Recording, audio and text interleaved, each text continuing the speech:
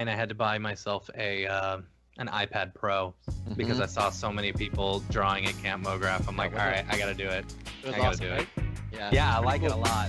It worked out nice that happened during Inktober too, because so many people already had like their initiative, like they're already starting to draw. So yeah, it worked out really well. How do you like it? It's pretty awesome, right? I like it a lot. Once you get past the fear of breaking the screen with how hard you're pressing down on with the pencil, it's actually pretty good.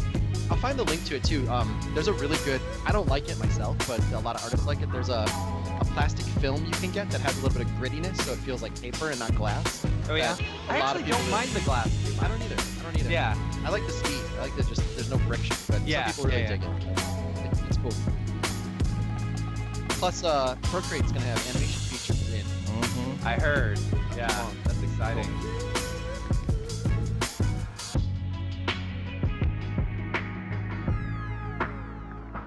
And then Photoshop for iPad, people are already pissed off about it. So, yeah. Preemptively. I mean, other people not, but yeah. I mean, they sold it as real Photoshop on iPad. Not there. Yeah. We're almost there. Everything's coming up live, which is good. Just sending out the bat signal.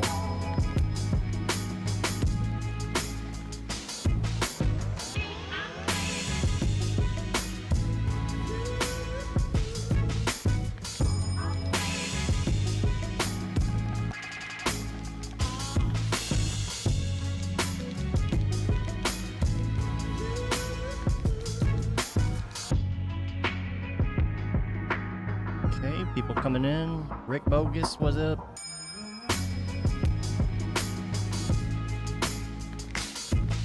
Okay.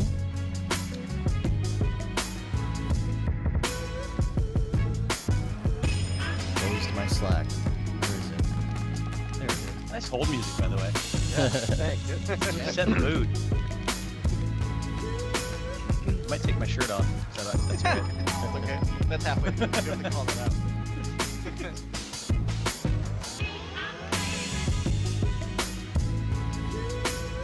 Chris, what kind of lens you got on your camera? I just brought in. You got a nice little super shallow double field. What do you got going on? Okay. Let me check. All right. That Yo Boca. I can't see it right now, so I don't like know. It's one of those art lenses, Oh, the Sigmas. Yeah. Yeah, Sigma. Yeah. I bet you have a Sigma 18 to 35 1.8. That's what I bet you have on. You're very close. Yeah. It's actually shallower than that. Oh shit. And it's a prime lens. Yeah. And I have a speed booster on top of that, so I Nice. can get even shallower. But Nice. That's awesome. Let's bring our faces Yeah. up here. People can see It's awesome. Awesome. who is got a couple pauses here. I'll fix that. That's the other thing. If for some reason any of the cameras pause, I can just fix them right here. So no worries. Cool. Ryan. Frozen. There we go. I kind of want like a space background like Dave. Dave's always got something. He's got a green screen. Yeah. He's got a green screen behind him. That's awesome.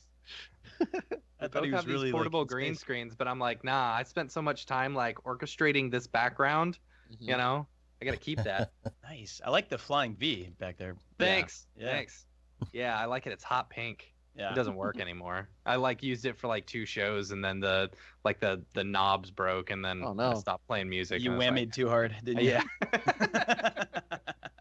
It's All awesome. right. Looks like everything's good. I'm going to start my record. Turn off my metronome. Check 1 2. You are hearing me talk. All right.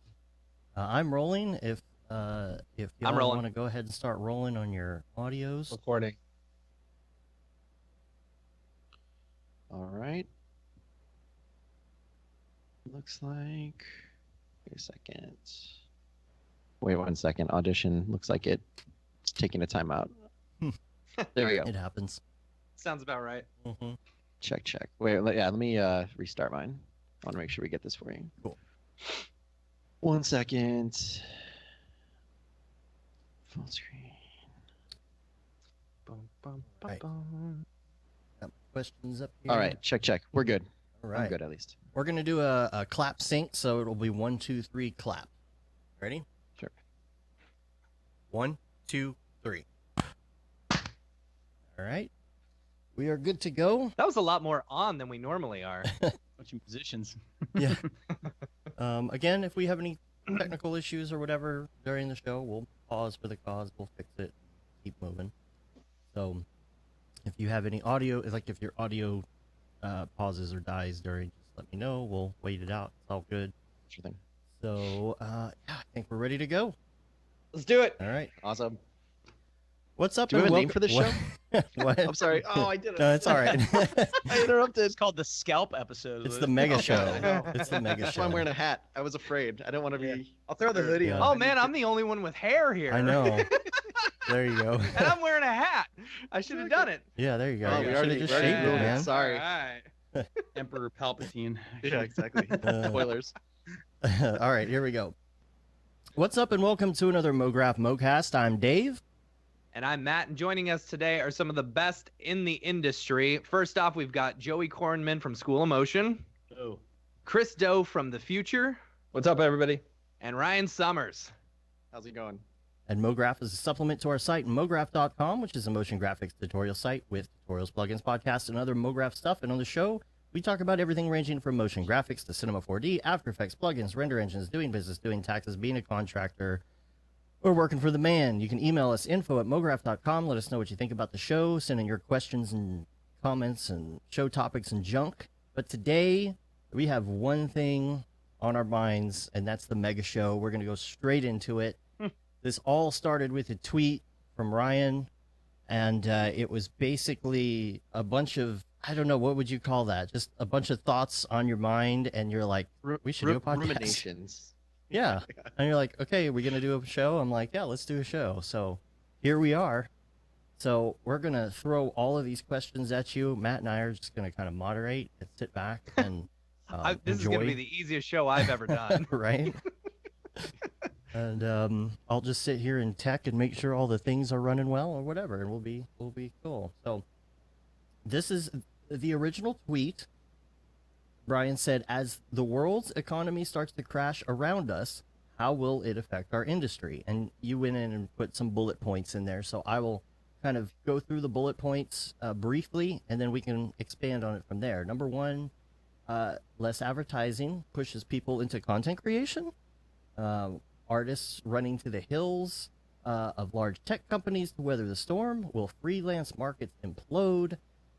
Does everyone head to larger city centers for more work? What else? And find cheaper places to live? And will more work go in-house as agencies die off? We're going to go through all of these. So let's start with less advertising pushes people into content creation. Is that a thing? Will that be a thing or not? Can I just give a bit of context to that question before we start diving into it? Absolutely. Do it. So, just as where my headspace was at, this is pre-Camp Mograph, but post finding out the news about Digital Kitchen, the company that I'm currently working at, in terms of what's happening with the company. And that, as I think Joey and I talked about, was it the end of year podcast, Joey, for School of Motion last year? Last December, we talked about, I didn't mean for this to happen, but I kind of predicted that companies that we love, half of them are going to be gone. The big companies, the old companies, the ones that we all kind of aimed for when we first started. And unfortunately, the company that I'm at is kind of going through something like that. So a lot of these questions were kind of a combination of what are we going to talk about when we go to Camp Mograph, and then a reaction to kind of what's been happening here as well, in terms of just the industry changing and shaking up. And some of their, Chris could probably pick this out as I was doing it. Some of them are kind of done a little bit as like counter programming, because I've been hearing these things. They're not necessarily things that I feel are going to happen, but I've heard them a lot. Especially this first question, like, well, if there's economy's going down, that means there's going to be less advertising. What do we do? So that's where my head was at to start this whole kind of thing off. I'd like to jump in here and say that I think there is less advertising, but I don't agree with the economy is crashing. And I think it's us in our own industry that we define the universe. But as you can see, the economy is going up. The stock market is going up. It's just our niche of the market is shrinking. And what is happening And it's mostly because advertising is transforming. I have friends who own and run advertising agencies, and they're telling me advertising is dead. Advertising as we know it in terms of radio, TV, and print, because nobody wants that anymore. Nobody consumes that kind of advertising. We don't want to be advertised to anymore. But the advertising dollars are still there. They're just going somewhere else. And it doesn't look like the way it used to just 5-10 years ago. Yeah, I'll add to that. In preparation for this, I've been listening to a lot of Gary Vaynerchuk. All right. all he talks about is this, okay? So I think like one thing to keep in mind is it's really easy to mix up the micro with the macro, and I think that's kind of what Chris was saying. On a micro level, Ryan, the company that you're working at is sort of going through some issues right now that I think we'll probably get into this. I think really relate to the age of the company, the legacy overhead, and being at a certain size that is very hard to make tenable today. Right. And so we're sort of seeing like the extremes work really well. Very small, very big, right in the middle is difficult. But like Chris said, like I looked, I mean, economic indicators don't really show that the world economy is crashing right now. Of course, everyone's predicting a recession and all of that, but if you're not in a recession, there's always an impending recession. Seriously, and keep in mind that the people telling you to watch out, the recession's coming, they have a very strong financial incentive to do so. So I tend to not think the sky is falling until it's actually falling. Right. And I would even argue, I think that there is probably closer to a recession than continued what we've got going on in terms of economics. But I think that doesn't even matter. I think that the reason why I posted that as the first question is that even in an economic downturn, that doesn't mean that advertising stops. It means that it becomes much more focused and it becomes much more specific versus spending a lot of money in 50 different places. You spend different kinds of money in specific avenues. You get better at your job when there is an economic downturn. It doesn't mean that they're not selling things to you and that there aren't commercials and advertisements being made. And then again, this is kind of going back to what we talked about during Camp Mograph, guys, was that whole idea of just defining motion design as we make stuff for other people. I think Chris and Joey are great examples of how that isn't necessarily always true. And it's kind of sad that motion design gets determined by its definition as we make things for other people to sell stuff. So that's a whole probably other question to go. But that was it was a leading question, is that less advertising isn't necessarily going to happen even if there is an economic downturn. That is true. And I think it's just about the forms of how people communicate their message to other people. And like I was saying before, the old model, it is all but dead. So to stay in that industry, and even I would still argue with this, guys, that we're talking about, I think it's called the inverted bell curve, where there's room for people at the bottom, at the top. Yep. But I think that's just like you're on the Titanic still. You're still on the same boat. You're at the edge of the boat, so the middle dies first, but you'll die too. And I've been talking about this for years, and that if we continue to build an industry around something that is no longer going to exist, when your client are going out of business, we have problems. Mm-hmm. So but Mograph as a general discipline is not going anywhere. You just have to find a different application for it. Yeah, and people are. I mean, we'll probably talk about a lot about alternative, means of animation, AR and VR, and a million different things, making ads for Instagram and YouTube pre-rolls. But it's not necessarily all that different than what happened before there were websites, right? All of a sudden, there's this new thing called a website, and print was going to die. And did it die? No. Did it transform dramatically? Sure. Music industry is the same thing. Like, music industry is not gone. People are still going to listen to music, and people are going to make money from it. The way it works is different, and the percentages that people make from creating and selling music is different. But Spotify is doing amazing. Maybe not necessarily for musicians, but the medium's still there. The music's still there. Well, the model's changed because of Spotify. The model for bands now is not make money selling your music. Your music has now become the marketing for your brand, for your music lessons or your drum samples or all those other things. Another thing that touring. Yeah, exactly. I think a lot of bands would argue that that's a moneymaker. But another thing that so I lived through the 2008 recession. I just got into the industry right after the .com original bubble crash, so I didn't really see that. But in 2008, I remember being really, really scared and listening to the news and freaking out and thinking my life's over, my career's dead. And what I saw, and if we go through something similar, I think what'll happen is the advertising budgets shrink temporarily. They eventually go back up. But I think as motion designers on the front line, it's also easy to forget that when you hear that Subway does a $500 million a year ad buy, that doesn't mean they're paying $500 million a year to artists to create stuff. It's a teeny fraction of that. And the rest is going towards media buy, right? Yep. And so the media buy will change. And in 2008, from 2008 to 2010, what I saw was everything I worked on used to be stuff that would go on TV. And 2 years later, 85% of it was not on TV anymore. It was on the internet. It was some form of web video.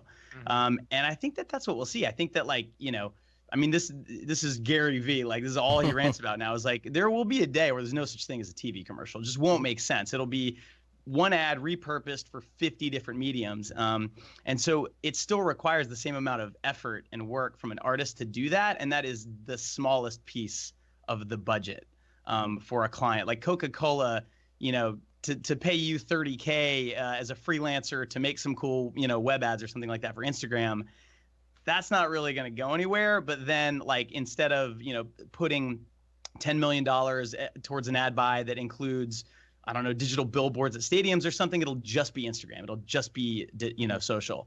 I think those are the sorts of things that will change, and it won't hit the on-the-ground motion designer nearly as hard as it'll hit the agency owners that Chris knows and people like that. Mm-hmm.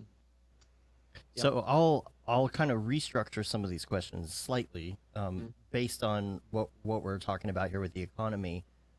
The one about freelance markets, let's just talk about the economy in general. As the economy gets better or worse, where do you think freelance is going in general? Is it going to get bigger? Is it going to consolidate? Are people going to go back to small houses? Where are they going to go? You know, places like Bart and Damer, where you have these creative collectives, things like that. Are there going to be more of those, less of those?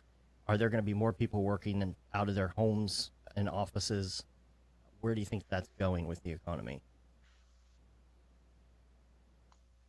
I think we're in the middle of it right now, right? I think we're in the middle of it right now. I think as these guys start doing more to educate people to the business of design and the business of animation, people are less afraid and have more tools to realize that a lot of these larger shops they might spend a lot of time working at don't offer as much as they used to. You know, maybe they offer something like healthcare for, you know, a middle-aged kind of motion designer that's looking for something to kind of make their life a little bit easier, or a different type of kind of day-to-day life in terms of work-life balance. But the opportunities that are out there that people are learning more and more, I think we've seen remote freelance explode, even just here at the company I work at, and I see it with a lot of other places, that you work with the best artist that's perfect for the description of what you need versus the closest, warmest body that's available, which I used to see a lot. Like, you just hired who you could get, and that who you could get was tied to a geographic area.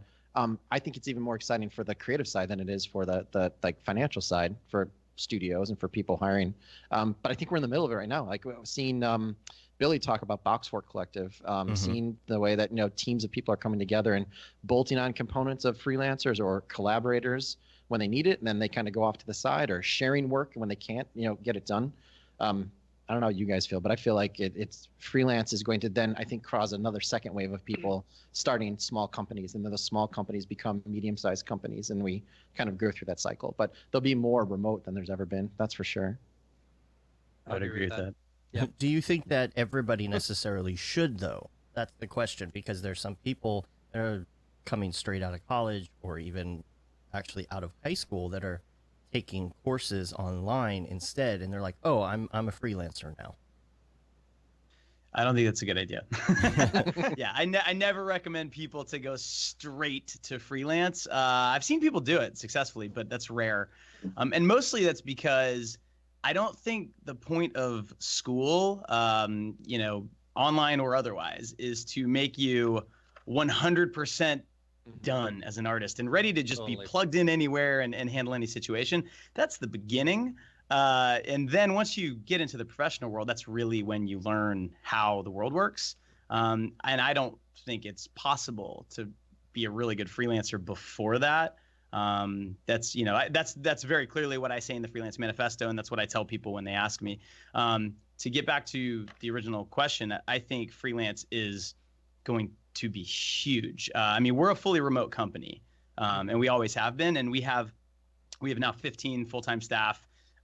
We have, I think, 35 teaching assistants. They're all over the world. And it enables you to have this global talent pool and let people live where they want to live. And there's also occasionally, I mean, it kind of cuts both ways, but there's occasionally cost savings if you're, if you're living in a country. I know someone, he's a freelancer and he lives in Vietnam because that's where his wife is from, and the cost of living there is way lower. But he's working with New York clients, stuff like that. I mean, I think it's just an amazing tool. I think the laws need to catch up to it. And I think that there's a lot of bureaucratic headaches that come along with that. And so that's one challenge. And then the other challenge is I think there's still a lot of companies and studios out there that are not, they haven't caught up to the fact that this is happening. And there are ways to make it work really well. And they still insist on ass in the chair, body in the building kind of thing. But all I see is this, spreading. I mean, there are now huge companies, Envision, Automatic, that are, over 1,000 employees, fully remote. They do not have a central office. And they're doing, multi-billion-dollar company kind of things. So yeah, I'm all in as far as that's concerned. I don't think freelancing is for everybody. No, absolutely not. You have to have that desire to be an entrepreneur to do it, because that's what it is. It's sure. It's the creative entrepreneur. That's what a freelancer is. Yeah. If you think about the word agency, or just abstract it a little bit, or just something that's tangentially related, if you think about a talent agency, they represent different artists, and that's what an agency is. And for a long period of our working history, we needed these middlemen to broker the services and the talent, because it's mostly because we're inept when it comes to business. We have no business acumen. We don't know how to market, sales, or negotiate, or determine our own value. So there's a purpose for these things. And a studio is a talent agency. They represent Ryan or other freelancers, and they bring them together. And then they sell those services to another agency, the advertising agency, who then sells that to the client. But we know where technology is going. The barriers to access, the barriers to clients and being able to communicate in this way that we are today. Like, look at all of us. I'm pretty sure we're all in different places. Mm-hmm. I can tell, right? So we're having a real-time conversation, and we're having it with a whole lot of people who are tuning in either live or later on. So that means there are going to be more opportunities for you to have direct conversation with your potential client, not another broker, not another agent. Mm-hmm. And when you do that, you cut out a lot of the middle part, which is the markup. So when you sign on to be a freelancer or a full-time person for a company, a studio, they mark up your rate. That's how they make money. And then they sell that service to an agency, and then they mark up your rate once more. Mm-hmm. So the person who receives the person who does the work receives a very small portion of the money. That's just the structure. That's the retail model. So if you can sell wholesale or direct, you'll actually make more money, mm-hmm. and the person buying your service will spend less, and the money will go towards where it needs to go, which is a talent. So we're trying to reduce the stuff in the middle, and we can do that. So Chris, what you're saying is that talent agencies are importer exporters, and right now they're making less and less on each what would we call it, exchange, to the point where we're starting to realize we don't need importer exporters as much. Yeah, I think that's pretty reductive, but I think that captures the sentiment. And just so I don't offend every single person, the importer-exporter also does do something. They coach, absolutely. And they leverage. For example, you want Ryan Summers, you can't get him, but we have this other young upstart guy or gal who's really good. Would you like to work with that person? So you're nurturing, and that's the system, and that is how it sort of works. It works the same thing with book publishers, where there's a person who writes, like, I don't know how to run a business. I don't even know what kind of book to write. And then they start to help them form and shape that into something. And then they help them to have a career. That's when it's done in the best possible way. Oftentimes that's not the case. Right. I think, just going back to the original question too, I think the idea about freelance is that it's not an absolute answer for the entirety of your career, right? Like, there's times where it makes a lot of sense to be a freelancer, and then there's times where you are an artist. You have a lot of the leverage right now. There aren't enough of us out there for the work to be done. Go to a shop that gets you access to those amazing jobs and those amazing clients and those amazing artists to the left and right that you can build up your reputation with. Use it for what it's worth, the same way you're being used, right? It is an exchange, like Chris said. There's something to be said about going to a shop, 2 years, get everything you can out of it, be aware of it while you're doing it, right? They're aware that they're taking something from you. You should be aware that there's something for you to take back as well. Freelance for as long as you see fit. Maybe go back to a shop, go to a brand, start your own place. Like, there's more to the continuum other than I work for a shop and I give up my life for a salary and an insurance, or I'm a freelancer and I'm going to be 90% business and 10% art, right? Like, there's a balance to all of that I think that was one great thing about Camp Mograph that exposed us, is being in a room of 70 people trying to hash out a career, figuring out what to do with either no experience or tons of experience, figuring out what the next step is. It's a wide range, right? And it's different at every time in your career too. Yeah, freelancing is a tool. That's the way I always put it. It's you know, and it's only useful if you know what you want out of your career, which is only useful if you know what you want out of your life. I mean, there's kind of this like reverse engineering that has to happen, I think, before I can recommend freelancing to somebody. Like, well, what do you want? How many hours do you want to work? How much money do you want to make? But in terms of like the new economy that we're in and that we're sort of trying to read the tea leaves, you know, 5-10 years down the road, I think having that tool in your arsenal, being able to get your own work and not having to rely on, you know, the biz dev person at the studio or something like that, that can sort of help make you more recession proof if you're worried about that. And it can also just help in a lot of situations if you decide I really want to take 6 months and make this, you know, personal film or something like that. Well, it's hard to do when you have to be somewhere from, you know, 10 to 8 or whatever. So, yeah. Well, I mean, this business, more than anything, I think the more I'm going through it, it's a confidence game, right? Whether you're trying to win pitches from a client that has the money, or you're an artist trying to figure out how much should I charge, right? Like there's a lot of factors stopping you from all of that, right? And the more confidence you can have, which sometimes going freelance and proving yourself, you can do it, right? Gives you a lot more confidence to be able to make those decisions going forward of where you're going to go and what you're going to do. And I mean, I think that's kind of like you said, it's a tool. I feel like confidence it's a sliding scale, right? Like you can be too humble or you can be too kind of cocky. But that's what I think both of you guys do really, really well in the industry, is that you're giving people confidence that they can either be a business person or they can freelance without having an entire studio around them. Yeah, it's just trying to figure out what the equation is for you right now and then where that leads to, like you said, where you want to go. That was the most interesting thing, I think, at Camp Mograph in our conversation, was that not a lot of people know where they really want to go, right? Whether from the moment they start in the industry, like I want to do motion design because it's fun, or I want to work at Buck, or they've been in the industry for 10, 15 years and they have no idea what the next step is. They just know the grind right now isn't working. And to me, that's the thing I think that's like the part that's missing in motion design right now. We've got the tools really well. You guys are teaching people how to run the business, but figuring out what you want to do, like what you want out of it. There's a guy in Chicago here, JC, that I talk to all the time, and he was at Camp Mograph, and he's like, I don't know what my next step is. He's like, I know I don't want to be a director. I know I really enjoy animating, but I keep on feeling this pressure that just being an animator, what's next? I feel like there's this constant, like, I've got to be doing the next thing. There isn't as much dialogue, I think, right now about, like, how do you go from being in school for motion design, out in the industry for a while, and then figuring out, like, what I'm going to do when I'm 35, what I'm going to do when I'm 45. Like, is there a job for me at 50 if I don't want to be a CD or a shop owner? You know, like that conversation, I think, that's starting to finally happen. I mean, because like what you said at camp is nobody has really retired yet from this. Yeah. You know? Yeah, that was my that was the big question, I think, to everybody, was like, who feels like an imposter? And everybody, that was the one thing everybody could agree on. 70 people in a room, everybody raised their hand. It was really surprised me. And I was like, that's fine. We're all imposters. Nobody here's done it yet. No one here is like, Chris, you haven't retired yet, right? Like, you're one of the leading edges to show how it can be done. And you haven't finished the game. There's not many people that have been in it longer than you have. There is no true example of, say, start here, do this, put your head down, and then come up for air 35, 40 years from now, and you're retired. I don't want to say this, I'm flossing on you guys, but I actually can retire. I just choose not to. But I mean, you haven't. Yeah, I mean, because I actually sat down with my financial planner and I said, hey, I don't want to work anymore. How many more years do I have to work at this, and how much more money do I have to make? And then he's like, ran the numbers, and he looked at me, he's like, you could have retired 3 years ago. Based on the income that you have, the amount of money you spend, and the lifestyle you live, you're going to do just fine. You won't have to work another day in your life. So I looked at my wife in that meeting. I'm like, honey, why are you telling me to keep working here? Because I just want to retire. But then it really made me do something that you just touched on, which was I had to look inside my soul and say, like, what am I doing? Am I just living to retire? Am I just living to not work anymore? Well, where will I draw my inspiration? Like, what's going to compel me to get out of bed every single day?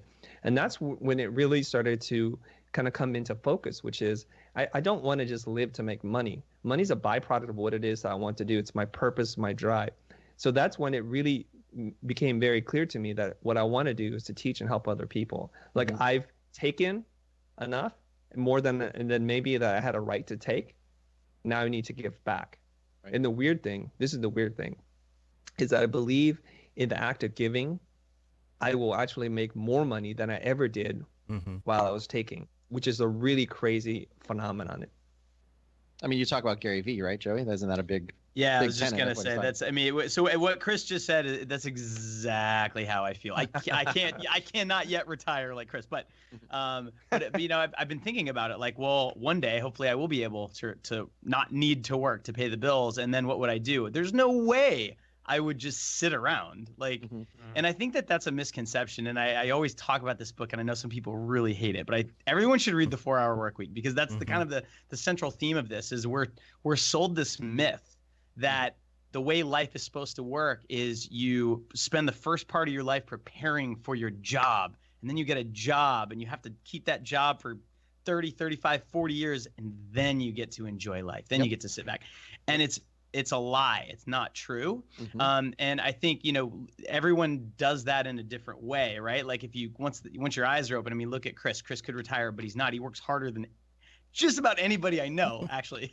I've told him before, I'm like, you need to do less. Like, yeah, but you know, but I think he'd be miserable doing less. I think he's built and he wants to do that, right?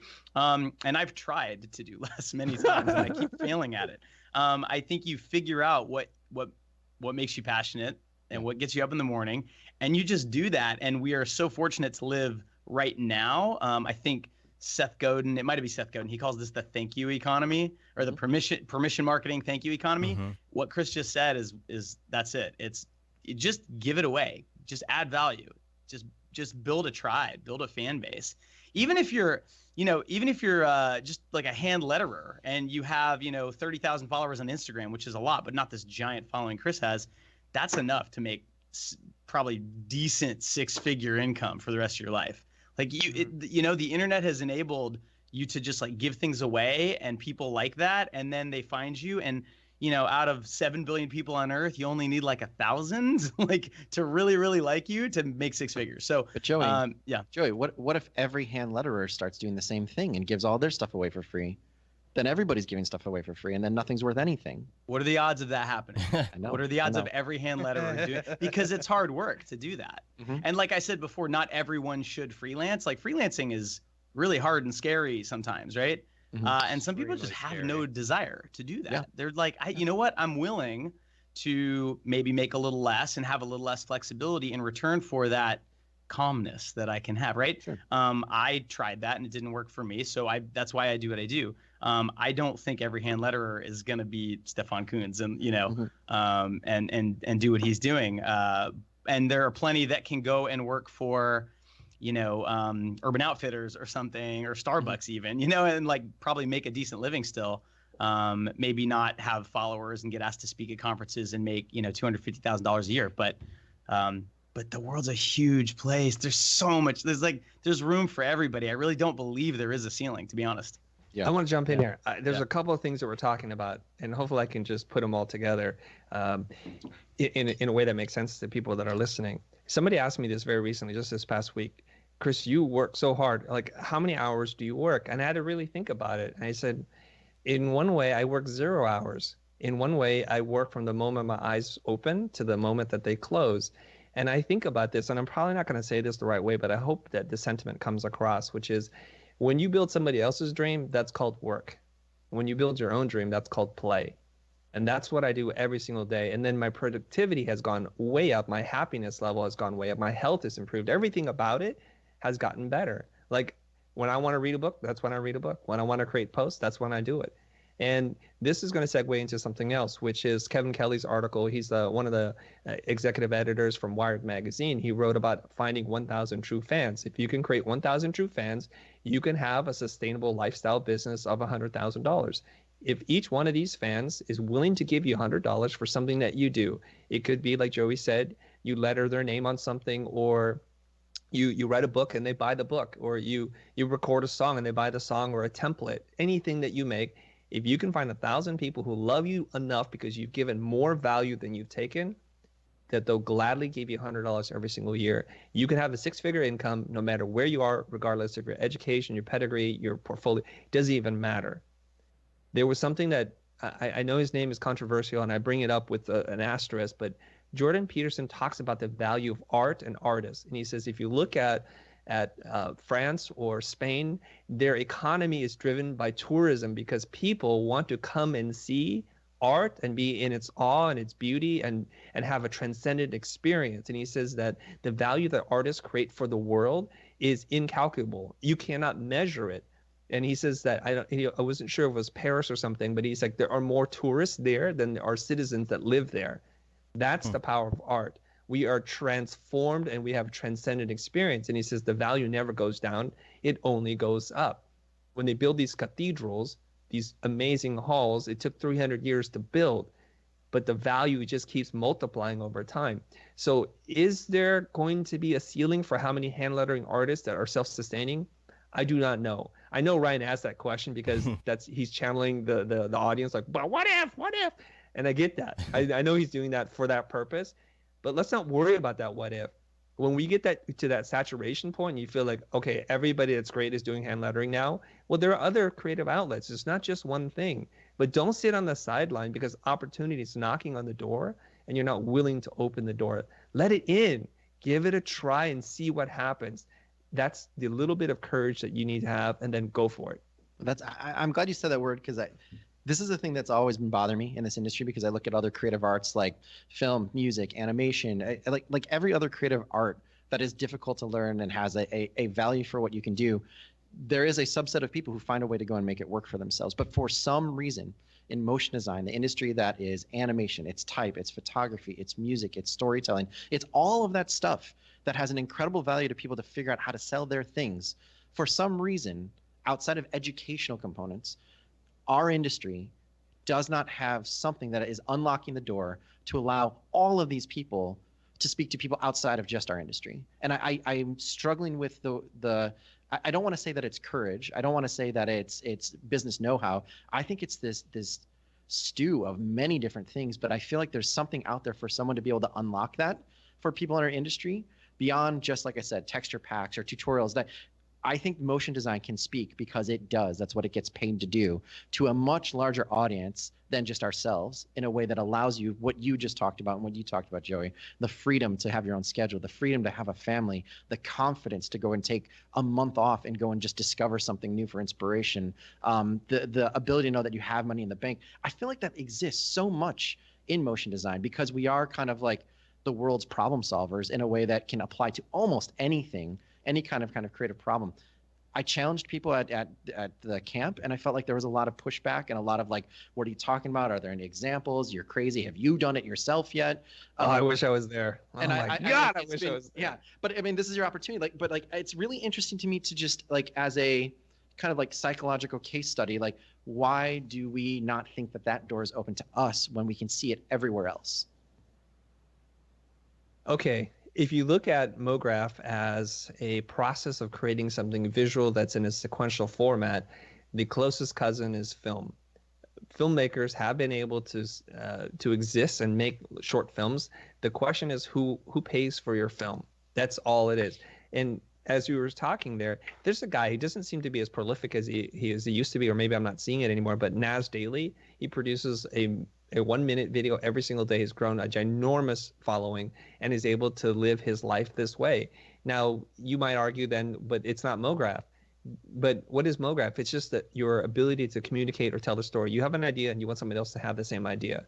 Mm-hmm. We get caught up in the production and the technical prowess of what it is that we do that then pulls us away from the message. And sometimes simple animation, just type on a screen, moving very in a whimsical way, is the way that you communicate an idea. So we've been trained, I think, in a way to worship the shiniest pixel, and that is a disservice to our communication ability. So when we fight against that, then we can reveal some kind of truth that maybe the animation doesn't have to be like an award-winning animation that takes you a gazillion hours to make, but that the idea that you can get a message out fast and it communicates well and it's done with taste and style, maybe that's enough. But we're still in love with that shiny pixel. That's the problem.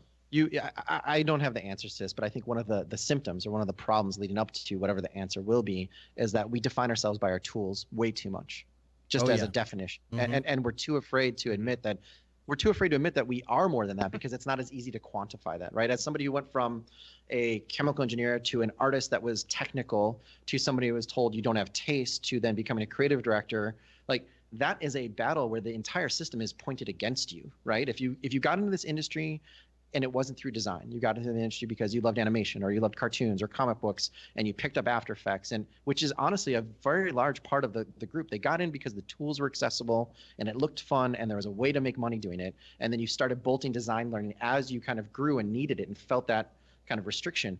Those people are the people where I feel like this kind of movement or this change could happen of making things that you own, but the system is built against them and plays on their kind of lack of confidence. But I want to figure out a way to like break that. I feel like there's some kind of answer between what you do, Joey, what you do, Chris, with the energy that there are people out there making stuff. Zach Dixon, I saw just in the comments, I think what he's doing at Ivy Animation is like a leading edge towards doing that, making a game for an iPhone, making a card game, trying and poking the fence like a raptor. Like, where's the hole? Where can I just make just enough money and build an audience that allows me to not take this pain work, but still use the same exact tools, the same exact knowledge, the same experience, the same point of view that I had the whole time I was making stuff for other people, and make it for myself and make it for my fans and make it for my employees. I want to share a real world example with you guys because there are smart people who are going to be listening to this later, and maybe, just maybe, an idea would click. I had a tenant that rented a building from me, right? It's a 5,000 square foot building. When they came in, I think there were like 7 or 8 people. They outgrew that space in less than 3 months. They had to break their lease because there were so many people in there. I think at the point in 3 months, they had like 40 people working in that building, which is too many people. What did they do? Okay, I don't want to tell you the name of the company, but I'll tell you exactly what they do.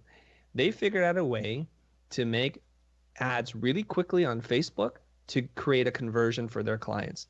So what do I mean by this? It's like they have a bulletproof value proposition to all their clients. Their proposition is this: you don't pay us anything.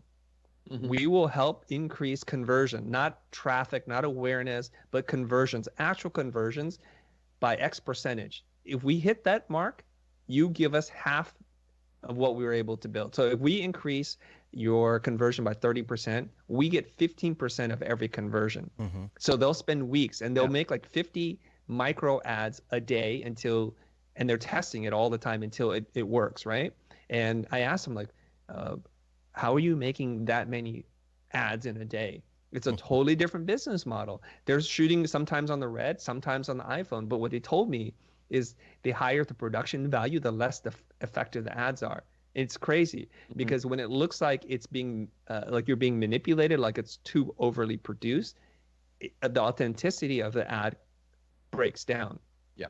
So ultimately, they're just demonstrating the product or service and communicating a benefit to the end user, and it works. And they do this, and they said they're going to get to 1,000 employees pretty soon. I'm like, oh my God, this is the new form of advertising. Right. So they don't look at the tool set as to what defines them. They define themselves as the results they get for their clients.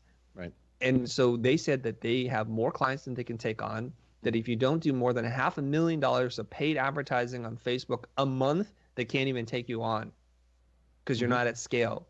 Right. And they don't do any marketing or advertising. And what happens is this, because I'm like, how does this work? So they do this, and these companies, these startups, they're reporting revenue that they haven't been able to report before. So their investors are like looking at one company in their portfolio and saying, like, what is happening here? Why are you guys putting money in and getting this kind of return? And then they find out about this company, and then they insist all their companies in their portfolio use them, and this is how it works. It is incredible. So they're like, this is not marketing. This is investment. This is a return on revenue. It's not even an expense anymore.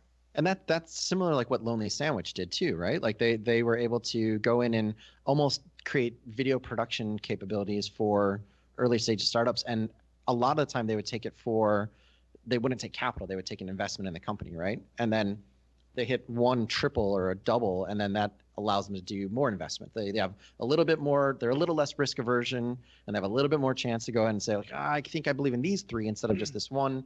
And then it multiplies to the point where then they're not doing anything for capital. They're not doing it for like, oh, $500 gives you a video. It's like, no, I get 2% of your company and we'll do a campaign. So the more and more of these examples are starting to kind of show themselves to the world.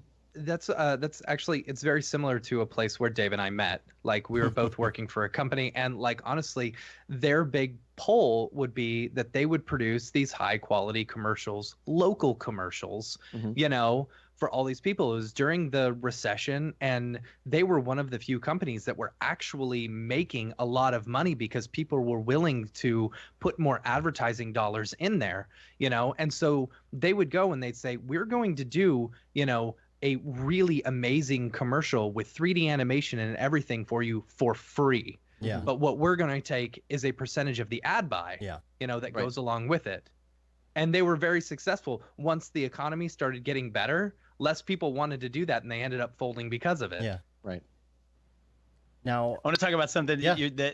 listen, I want to kind of refer back to something Ryan said. So, because I've been thinking about this a lot lately. You know, Ryan, you brought up how in other industries, like, for example, illustrators, they can do client work and get paid commissions to do that. They can also go work somewhere and get essentially a wage. Or they can make a Shopify store or put stuff on Society6 and make a product that will be sold. And motion designers don't have a version of that, really, right? They sort of do. I mean, like, there's a lot of motion design stock crap, you know, on Shutterstock, Adobe Stock, stuff like that. I assume there are probably some people out there making a lot of money with that. I don't think nearly enough motion designers know that that's a thing you can do. But I think that part of the problem is that if your goal is to make money, because it's not, if you're like, I want some version of that for motion design where I can make money while I sleep, you may not be able to do that and really love the thing you just made, right? Yeah. And I think it's good to just kind of make peace with that. And this, I know that some people may completely disagree with this, but that's how I feel. I feel that if the goal is money, just own that, and then just make peace with the fact that I'm going to sell what people are buying. And if, you know, and there's a lot of ways to do that. I mean, in motion design, the easiest way is to sell things that service the motion design industry. And that's mostly what you've seen examples of. But there's also, you know, there's stock, and someone will crack the code eventually. There is something out there. I don't know what it is off the top of my head, but there's something really useful. You know, I know, like, for example, Cub Studio and Elo both have sub companies that are doing automated motion design using data clay and services like that. There's a company called Cloneless that is kind of doing a similar thing at a bigger scale. So there's companies like that that are productizing motion design, and they haven't. It's still very hard to do that with After Effects. It's just not quite fully baked yet. But I mean, there's opportunities out there, and there's just no risk-free ways of doing it. There's no easy ways. There's no, hey, I made this picture that's really cool. I'm gonna throw it on Society6 and see if anyone buys it. There's not really a great version of that for us, but that's okay, because if the goal is to make money, there are tried and true ways to do that. Yeah, so I would just kind of separate the two, and then it just gets a little easier. Joe, I want to jump back in there because you're saying something that I wholeheartedly believe in, but I think people are going to throw up in their mouth when you say that. So when you say if your goal is to make money, they're like, I don't want to make money. How dare you? That's blasphemous. Well, let's just change the word. If your goal is to have freedom, because that's what money does for you, then you have to think about what are you willing to do to get that kind of freedom? Because once you have freedom, you can make any kind of art that you want. And I look at that story, I know it's not totally parallel here, but like Shawshank Redemption, like he's digging out of that, you know, he's building a tunnel to get out, and he's willing to put it in like one spoonful at a time every single day so that ultimately he has the last laugh, right? That's how you have to think about this. If you want freedom, because in theory, money buys you freedom to do whatever it is you want, however you want to spend your time, wherever you want to live. And I think there is a way to do this. If you look at, here's another example. Andrew Kramer is not an educator. He has passive income, and he built it very humbly and by being very smart about building tools that other artists would use and find useful. He's built a pretty sizable empire doing just that, and he's not an educator. He makes products, templates, tools. And here's another thing that you can think about. The advertising market has shrank considerably, but the motion graphics market has not. You just need to look for some other way to apply it. Can you automate and templatize some of the things that you do so that you give a decent enough product for people who need to spice up their ads or their marketing videos or their keynote presentations so that It's almost done by scripts. You change the words, you pick a font, and then it runs through its process, and out comes a 20-second clip. If you can do that, you are almost at that place where you're making money in your sleep. So start designing things that are very useful, that are broadly applicable, that can be systematized. And if you can do that, there's an infinite number of clients that you can turn around, and you could crank out 3 of those videos a day in 20 minutes and make $2,000 or more. Right. You could totally do that. And if you focus on typography, things that are easily repurposed, that's going to probably help you. Yeah.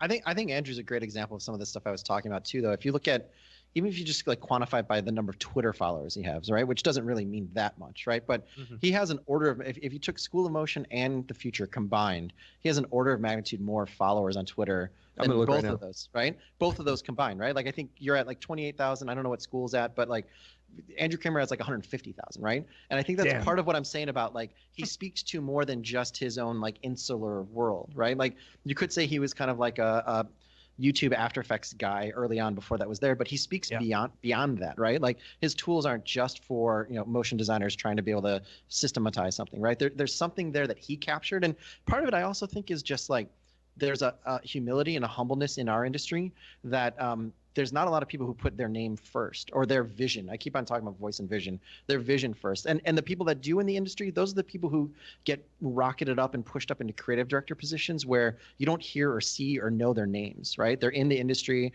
they're pitching, they're winning, they're doing whatever they're doing, right? They're still motion designers at heart, animators at heart, but they get put in a way where they're kind of vacuum locked away from the rest of us and we don't hear about them. And the few, the Ash Thorpes, the Beeples, you guys, like the few people who do take the risk and the chance to go out there with their art, is their art good? Yes. Like their artwork's great. Are there people who make better work than Beeple or Ash? Sure, I'm sure there are. Nobody knows who they are because they haven't taken the time to put out the energy to kind of create something beyond just like the people in motion design know about. Like guys, people selling T-shirts for, didn't like a fashion label license his artwork for T-shirts recently? Yeah, Louis Vuitton. Yeah. I'm not saying that's available to everybody, but there's a world where once people know where it's at, there is. I still think that there is the systematizing stuff. All that stuff is awesome. That's great, but I still feel like there is an audience for our capabilities and our work and the things we have to say and how we can say it beyond just making product and making stuff. Well, a lot of those people are actually inside of the companies because they want to be inside those companies. I was looking at the chat. There's a lot of chat going on in the chat about okay, well, what's the difference between artistic visionary and business visionary, because those are two completely, you might not be one or the other. And then also for, let's say, like the person who is doing the hand letter stuff, you know, how do you make money while you're building something like that? Or do you just, maybe some people just need to realize that that's not for them. Building the business is not for them. Mm-hmm. I want to say something. So that's the question that I think that's probably the number one question I get if I'm asked to talk about building School of Motion.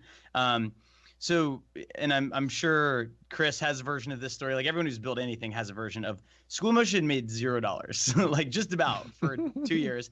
And then I took this huge risk and continued working for $0 for months and months and months and months, and worked probably 80 to 90 hours a week for 3 months. Then it started making money. And I had children at the time. I was freelancing at the time. I was just sacrificing sleep, quality of life, time with my family, my physical high, sacrificed. That is the only way I know how to do it, and just make peace with that. If you want to, there is no free lunch. So if you want to build anything, even let's say that your goals are kind of small, you want to build a $500 a month passive income stream, which is so doable, right? That might still take you a year, right? Oh, yeah. And in that year, you're going to have to find time to do it. And that time, if you have a day job, is going to come from the things that you're doing for fun right now, or for your life, or spending time with your family, and stuff like that. And so it kind of takes a different mindset. You have to be willing to sacrifice things that are dear to you in the hopes that it will pay off. There's no way around that. And so it's totally okay to say, well, then I'm not going to do it. Cool.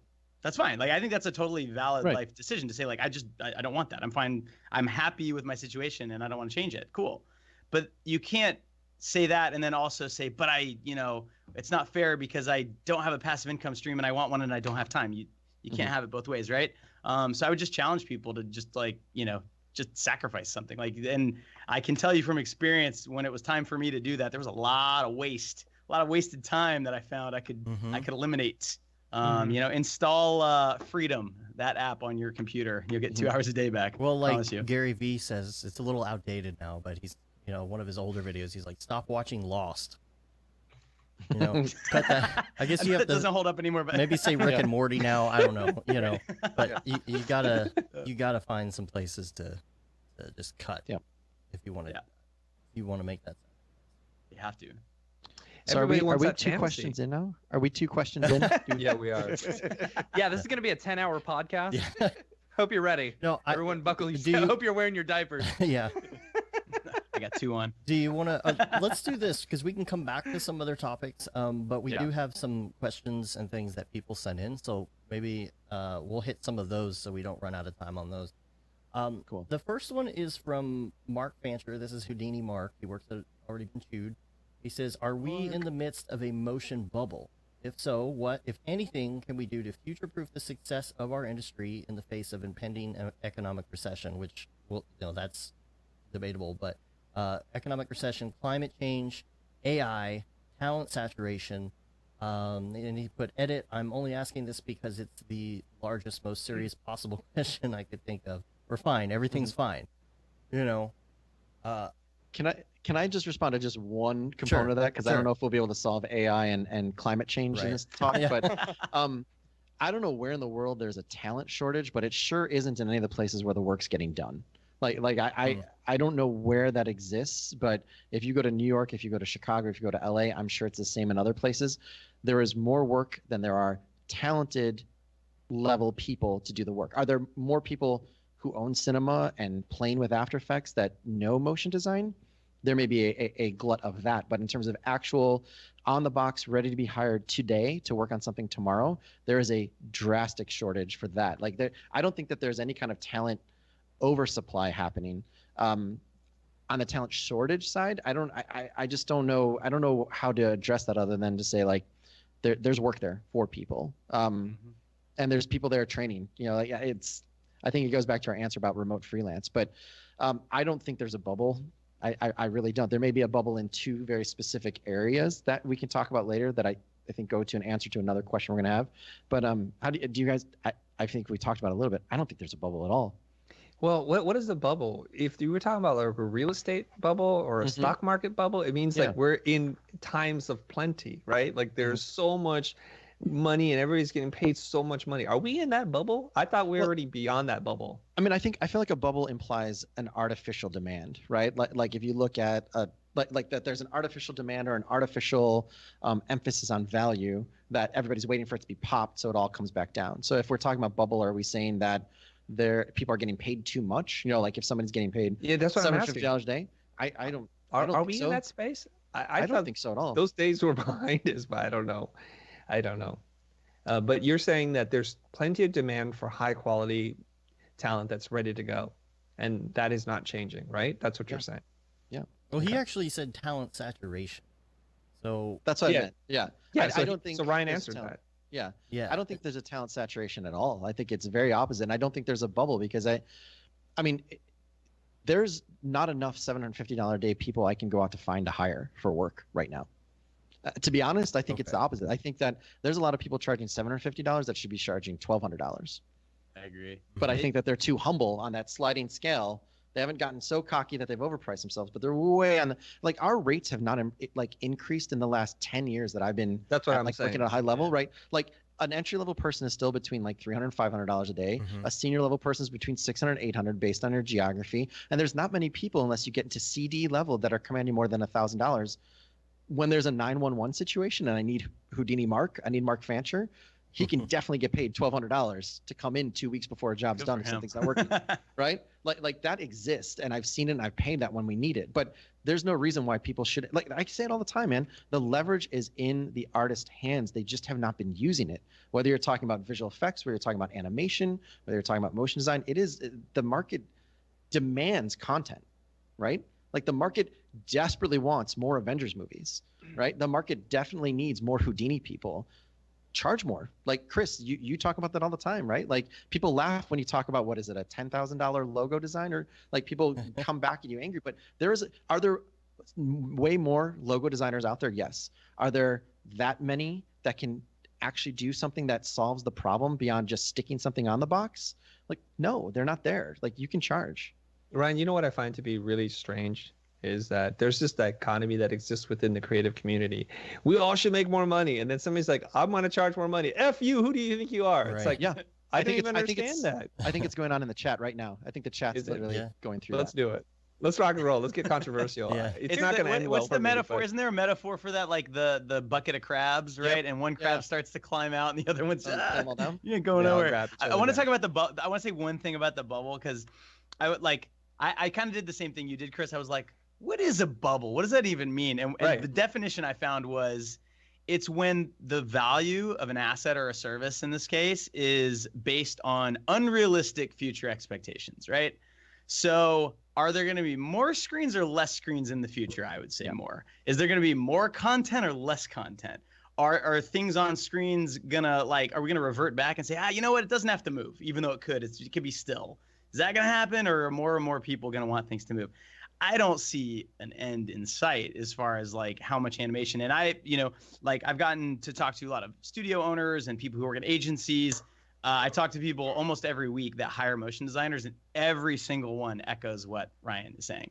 There's not nearly enough people, especially at the high end, who can handle a set of really complicated boards and, produce them in a timely fashion without too many revisions. Like, Right. there's just not enough.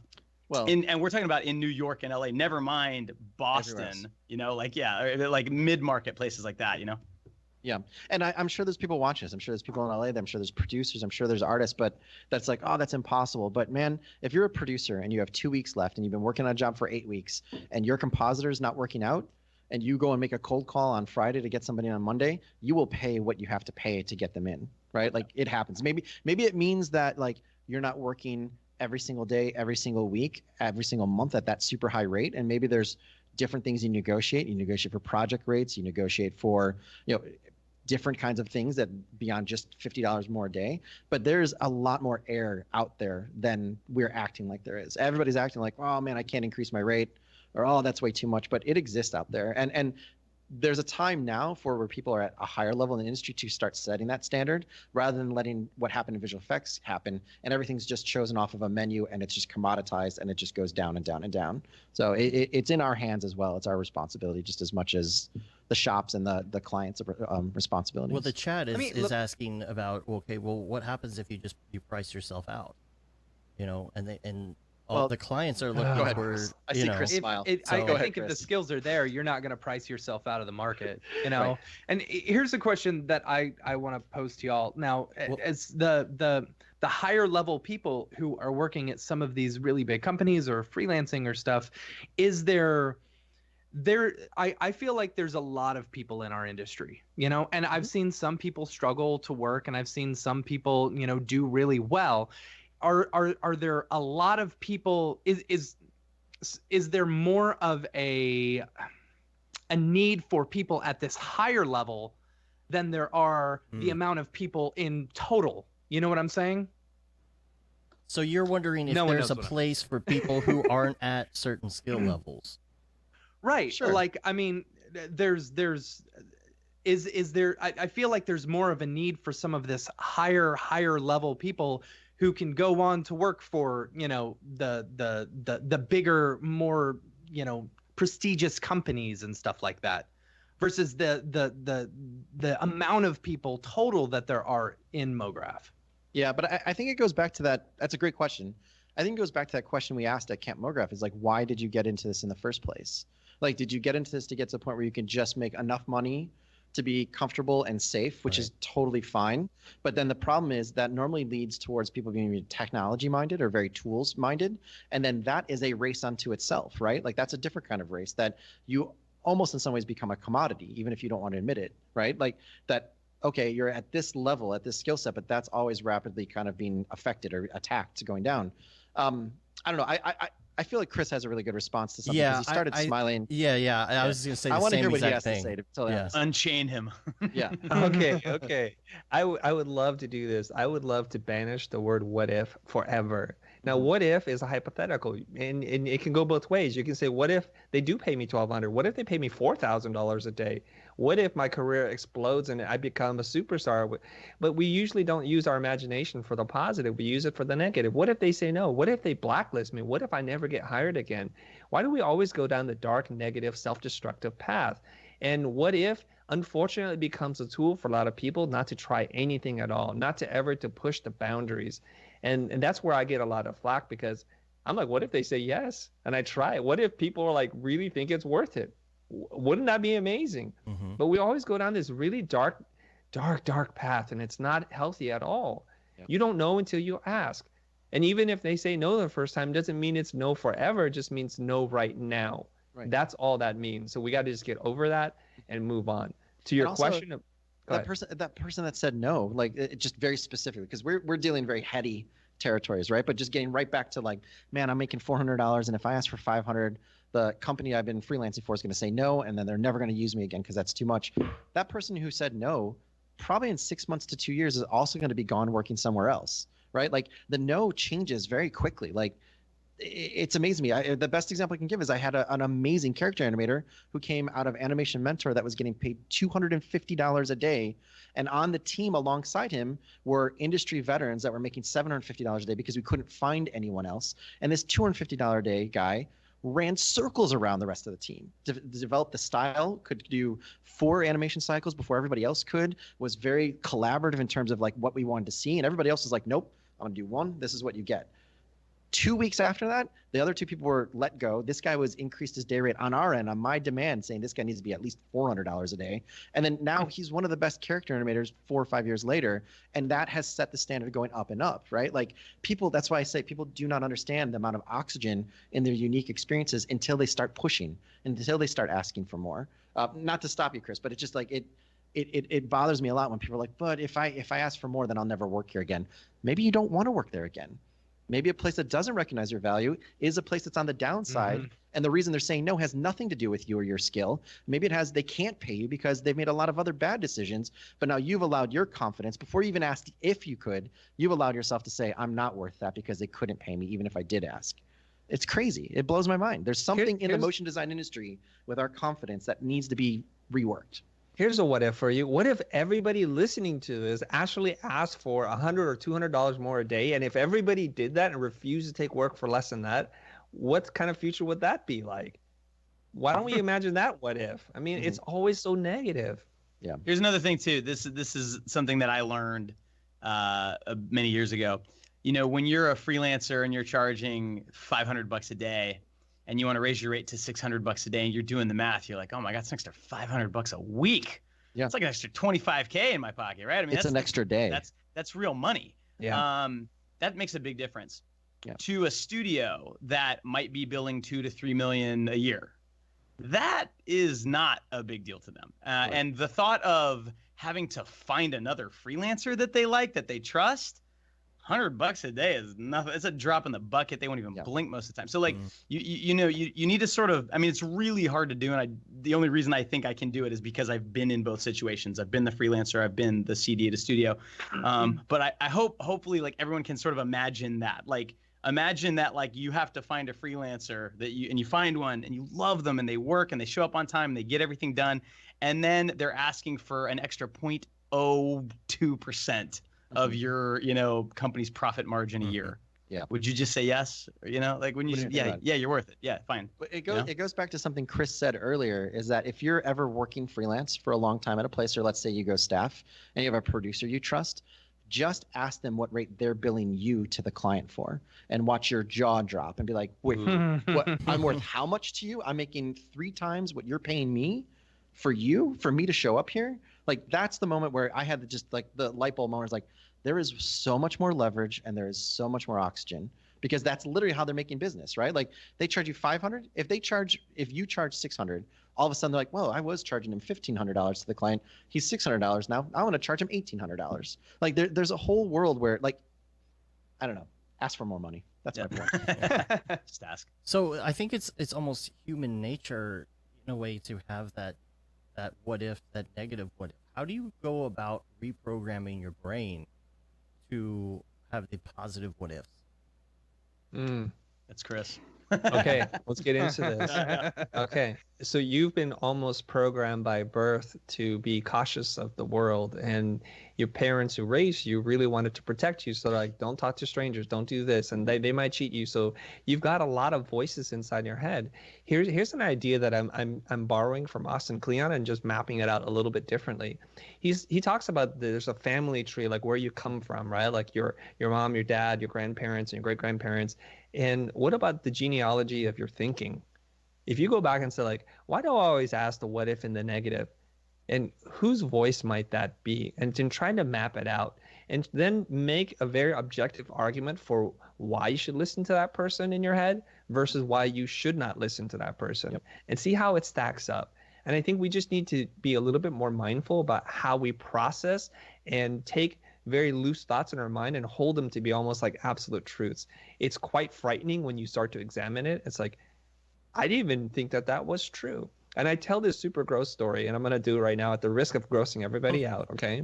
When I was a lot younger, my mom was like, hey, did you put on clean underwear? I'm like, how come, Mom? Well, if you get hit by a car and you die today and you have dirty underwear, it'll bring shame to our family, right? And it's a horrible idea. It's like, I don't want to shame my parents, so of course I'm going to put on clean underwear every single time. Later on, I found out from my same mom, one of my great uncles passed away, and it was like, how did his wife find out? Well, because when you pass away, you lose all your muscle control and you wet the bed, or you lose all control. And then it just dawned on me, all this time I was wearing clean underwear for no good reason, because when you die, you just crap in your pants anyways. It happens no matter what. It's like it's either old or fresh. Joe, you got diapers on anyways, so don't worry about it. So it's like these little harmless thoughts that you think, one of these things of wisdom maybe isn't so wise, and we hold these things to be true. So I think we've been programmed to be cautious, to be scared of the world, and we're more scared of the world than we ever have been, because there's an abundance of negative information. The news isn't the news anymore. It's just to tell you what's wrong with the world. Right. Yeah, I think that's a good point, man. Like knowing where and why you think the way you do, and really examining that is. It took me leaving Chicago, going to LA, and witnessing what I thought was the audacity of people, the way they negotiated, or the way they talked, or the way they handled their business as freelancers or staffers at studios, to realize like that was even possible. It was amazing to me to be like, what you did what? You asked for $250 more a day because you knew the situation, or you asked them what the budget was for the job that you were freelancing on, or you dared ask what the job might be when they called you. Like most of the time people calling you like, do you know cinema? And having freelancers say, well, what part of cinema do you want me to do? That was mind blowing to me. Like I can ask, like, that's a fair question. Like it took me a year and a half to really understand what was possible from just being around people, hearing people, seeing conversations like this. And that extends way further than I think we're even taking it now. So I guess we'll just briefly hit on the last part of his question, which is AI. Do you think that AI will take at least some jobs in this industry over time? Well, you know what? Okay, go ahead. You go ahead. Oh, okay. I was recently at a conference when there was an AI expert in the room, so I'm just going to try my best to paraphrase what he said. Yes, AI will replace jobs for sure, and there will be massive job displacement, but we have to start to ask ourselves this question. As human beings, do we want to do the job that a robot can do more efficiently and better? And I think this gives us higher purpose to like really explore who we are as creative people. But he said, here's the thing. Outside of a very small circle of people on the news and on media and in conferences like this, people tend to talk about AI very negatively. But when he speaks at AI conferences and industries, there is so much optimism about what's going on. He says that it will create way more jobs than will ever displace. The thing is, we just need to be smart about moving into that. He said he was consulting for a South Korean bank, and they said, we need some more data scientists. He's thinking, like, how many do you need? 10, 20, 100? What are you thinking? There are 20,000. And he says, there's never been this kind of opportunity before. If you can think about it, 20,000 data scientists. So what we have to do as artists, as creators, is to recognize where opportunities and trends exist and not be so attached to the past. Let go of that. Take your skills, take your thinking, take your creativity, and just go with the current. It's taking you somewhere wonderful. You're just swimming against the current the entire time, and it's not a productive use of your energy. So yeah, AI will break a lot of things. And if you think about it, Google is AI. When you're cutting something out in Photoshop or rotomasking something in After Effects, that is AI. It's all working for you. That's not the job that a human being should have to do. Plain and simple. So embrace AI as a facilitator, as something that's going to help you do what you want to get from here to something that's created faster versus like, what are you going to do about it? Yep. What are you going to do about it, really? Yeah. No, I totally. AI is a tool to get you closer to the speed of thought. And if you don't realize that what you're doing, if you're not in that creative leadership position, is that you are a tool to help someone else get to that position where they can be closer to the speed of thought for their client. Like, that's why I say all the time, I talk about voice and vision, is that maybe you don't want to be, and that's fine, but then you are in a technological arms race for your career, and just accept that and get ahead of that and be a part of that. But then don't come back 5 years from now and lament the fact that there's no roto jobs, or that there's no color correction jobs, or there's no assistant editor jobs, because those jobs are tools to help someone else accomplish their creative vision, right? And that's fine. There's nothing wrong with that. But those are the jobs that will leave, right? Like, those are the jobs that will get taken. I mean, I think Adobe already just posted at IBC essentially an assistant editor AI tool that reframes everything once you edit something into all the different formats you need, right? That used to be someone's job, right? Well, that person who did that job, if they had a creative angle to their position, find other work or be able to use that as a tool to do that work even faster? Yes. But it will eat up jobs. But it, like Chris said, is that a job that you really felt was essential? Like, it's inevitable that will happen. All right, well, let's go to Brandon Parvini, who's got a question for you. Unless, Joey, did you have anything you wanted to add to that? No. I was just kind of nodding along. Oh, okay. I'd just like to second that. Brandon asks, he said he feels like this is a softball question, but he wanted to ask it. He said, I'd actually be interested to hear what they think is the worst thing to happen to the motion design field in the past 5 years. Oh, man. Wait. Let me take this one for a minute. Yeah, you go. I don't understand the question. I don't understand why is that even something that we'd want to focus on? What's the worst thing that's happened to motion design? Like, I think that so I might get on a little soapbox here for a minute. So I see this primarily on social media, that, and maybe this is just the algorithm starting to think for us, negativity, it just sort of bubbles up much faster than positivity. I did try to think of an answer to this, and I honestly couldn't, like, because it's all, and I hear complaints from everybody, right? So I know what other people think the worst thing to happen is, but the worst thing to happen to someone who's been in Mograph for 20 years is the best thing that's ever happened to someone who's just getting in, and it's all relative. And I think focusing on the negative stuff like that is, I don't know, it's fun. Maybe you get a dopamine rush from it. You definitely get more like engagement on Twitter, as some people know. But I don't think it's reality, and I don't think it's productive. So I wanted to like throw that grenade. Well, maybe to put a positive spin on it. Parvini's in the chat right now. He says he can elaborate. Well, and maybe to put a positive spin on it, maybe it's something where we can learn from our mistakes.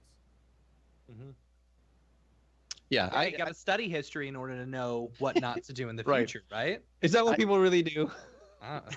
No, that's what we say in action adventure movies. You have to study it to know how to defeat it. I have one personally and it's more of just a personal gripe, and it's the same thing that happened in like animation and video gaming. The homogenization of the race to photorealism, destroying any kind of sense of like real voice or vision from a lot of studios that I really loved. I feel like there's this race to try to get to the point where people can prove that they can make something look photoreal, that it's actually made a lot of the people I like or the work I like or the studios I like look completely homogenous. And you could almost argue also, and I don't want to say this because it created a lot of entry points for people's career to what Joey's was saying, at the high level, the homogenization of like, we got to make stuff look photoreal. And then everything's just about making it photoreal and talking about technology and talking about hardware. And then at the same time, the explosion of explainer videos all kind of becoming a commodity and everybody racing towards the same sense of character design and animation because that's what the tools allow you to do fast.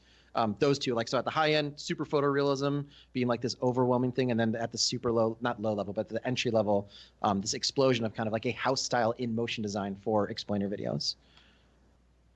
Can I throw some at you, Ryan? I want to get your opinion on this. That is, I do agree with that, but and this is something that actually was talked about at Blend recently. You see that for sure in the client work that's being done. You know, like back in the heyday of Mograph.net and everything, like client work was award winning, and you had you know Coke Happiness Factory and stuff like that. And there was a lot of commercial work that was very experimental and out there and cool. And now almost all of that is, you know, conference title sequences and spec studio projects and stuff like that, that just by virtue, they don't seem to get as many eyeballs because, you know, Adweek's not writing about it and stuff like that because it wasn't actually an ad. It wasn't, you know, and so I think that can create a little bit of a perception gap where there's still crazy cool stuff being produced, and a lot of the coolest stuff is being produced by like one or two people, you know, just sort of like hacking away at stuff, and you know, and then there's still studios doing it. I mean, Tendril is still like absolutely amazing, and Buck still does amazing stuff, but I feel like in the commercial space you're definitely seeing like sort of things are starting to homogenize a little bit, and it's just like now at the margins everything else. But to kind of play to my point a little bit, I think that can be interpreted as a good thing. That means that, you know, the opportunities to work on cool stuff, like every good studio that you know, is trying to get noticed, now it's almost like just an established fact that you have to do non-paying work, and you still have to hire freelancers. You still have to have artists to do it. So those opportunities, I think, you know, if once you can sort of get past the middle, like halfway up the mountain, those opportunities are probably more prevalent than ever. You know, so like it depends how you interpret it. Is that bad? I mean, I guess it's bad if you know, I don't know, like maybe for a motionographer, it's gotten harder to find like really cool commercial work to feature or something. So it's bad for them. But for the junior artist that wants to like find a job and be able to work on cool stuff, sometimes there's a lot of that out there. Sure. Yeah. And Brandon is clarifying as well. You know, he's talking about getting a sense of your fundamentals that you're basing your views on. He says that there are a lot of unhealthy things in the industry, you know, that we may be pushing against. And I think maybe to clarify, that's what he's asking.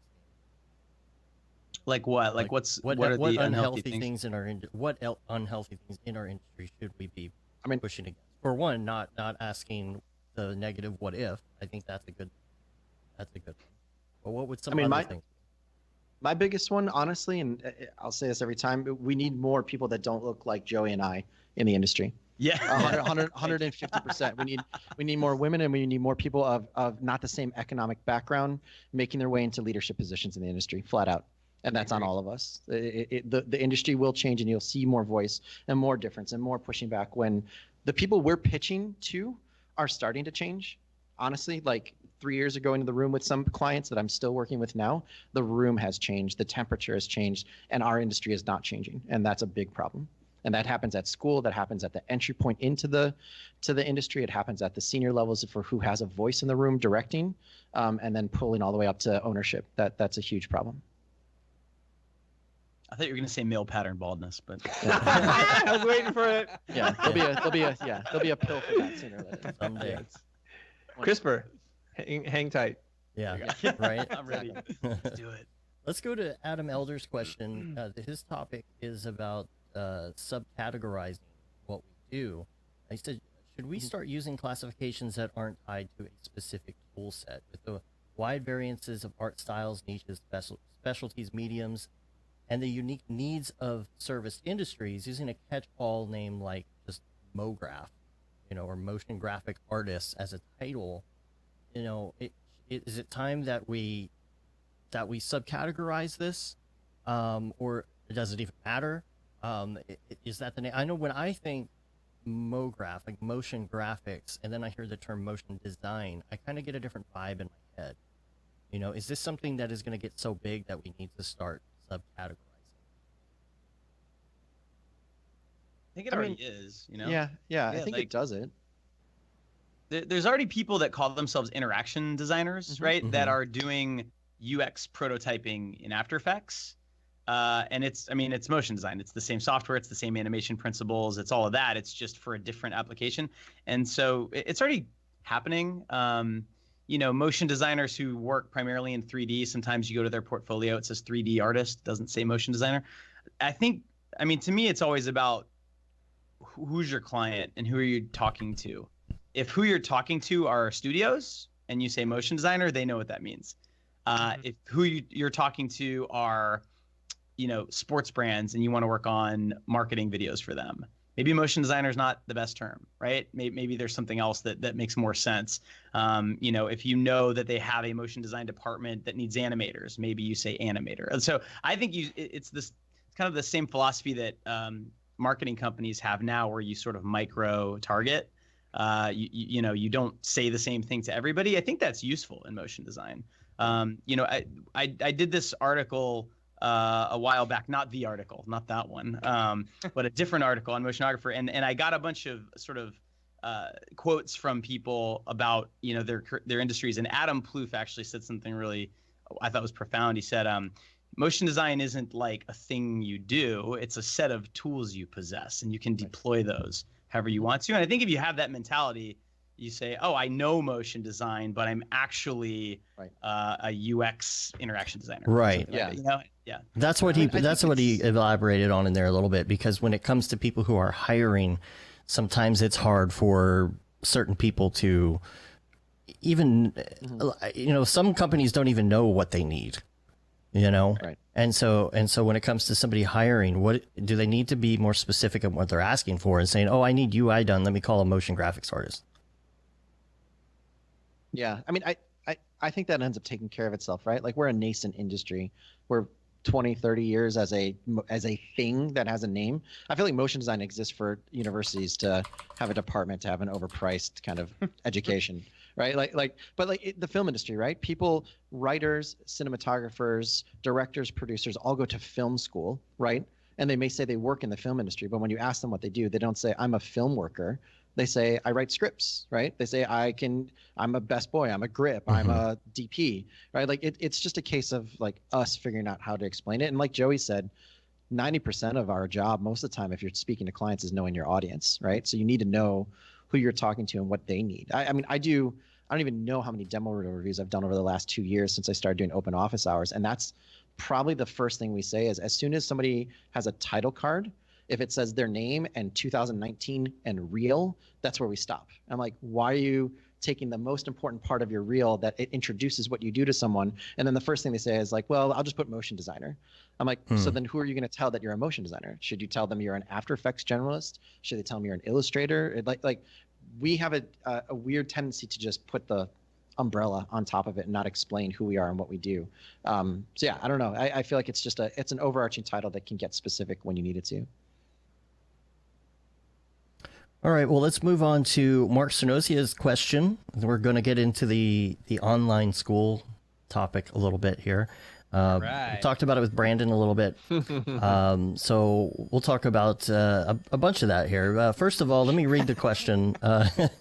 Mark says, with the whole online education thing, are the courses and tutorials being offered today creating a new wave of, quote, bricklayer motion designers? We said the word. Everyone drink. Everyone drink. Lots of educational resources for technical knowledge, but not many about the larger creative process, creative direction, art direction, etc., collaboration, producing a project. To a certain degree, I feel like these are things you pick up in a traditional school environment without really knowing it. Collaboration is a huge part of learning, and it's hard to get that online. Can I jump in real quick and just say something that Joey said earlier about when you leave school, if you go to a traditional school, like you don't come out with all the knowledge and all the know-how. And it's very interesting.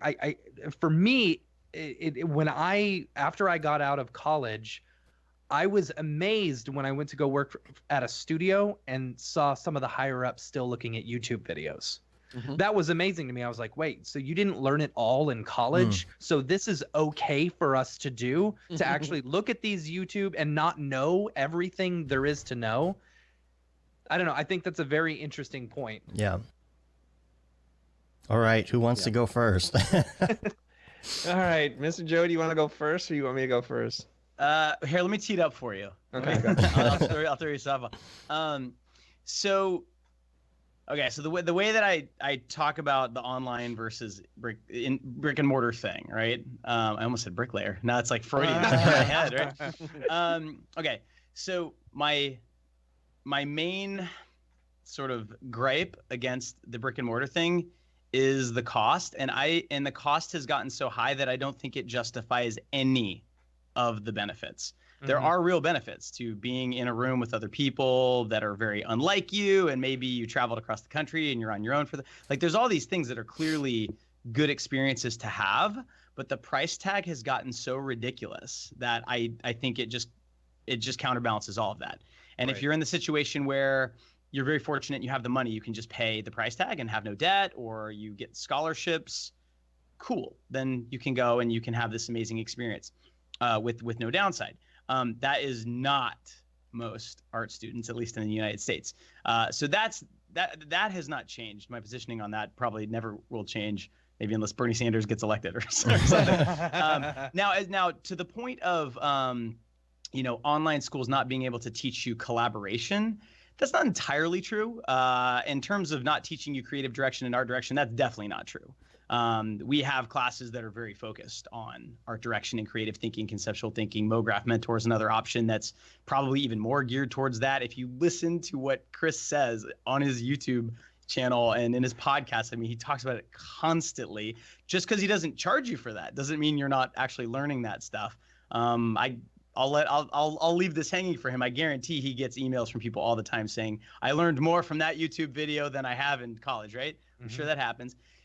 You're going to be forced to collaborate with people in art school, and you'll kind of learn collaboration there. I have limited experience with it. I taught for 1 year at an art school, and I did not go to art school. I went to BU, and I was in the film program, and I did collaborate there, but with one person, maybe two. I mean, it's nothing like a real job. Nothing. And as soon as you get that first job, you have to relearn everything anyway. So I say get that as quickly as you can. The goal of School Motion is to get you from wherever you're at, 0 maybe, to getting a job. And then if you already have a job, to get you further up the mountain. That's the whole idea. And that's what colleges tell you they're doing. We're going to teach you the skills so you can go out and be a grown-up and have a job. But that's not really what they're doing. What they're really doing is selling you a piece of paper. I mean, I don't want to keep invoking Seth Godin, but I mean, Harvard can afford to send every single student there for free for the next century, but they don't, because they're not selling the knowledge. What they're selling is association with Harvard, and the value of that goes down if they let everyone in, right? And it's the same with art schools, by the way. So I'll stop there. Right? I'm not. Yeah. Okay. I can keep going. That's just part one, right? I bet Chris has some thoughts. Yeah. I have a few, and we'll bring up the bricklayer thing if we have to. But let's just focus on education for right now. So we're talking about education, and education can come in many forms. For the non-U.S. base, you call it university, and brick and mortar is like there's bricks and there's mortar. It's a physical space you go in to learn. Now let's just be real for a minute here, that not all schools are created equal. That as Ryan had mentioned before, some schools will have a motion graphics department just so that they can feel like they're keeping up with what's going on.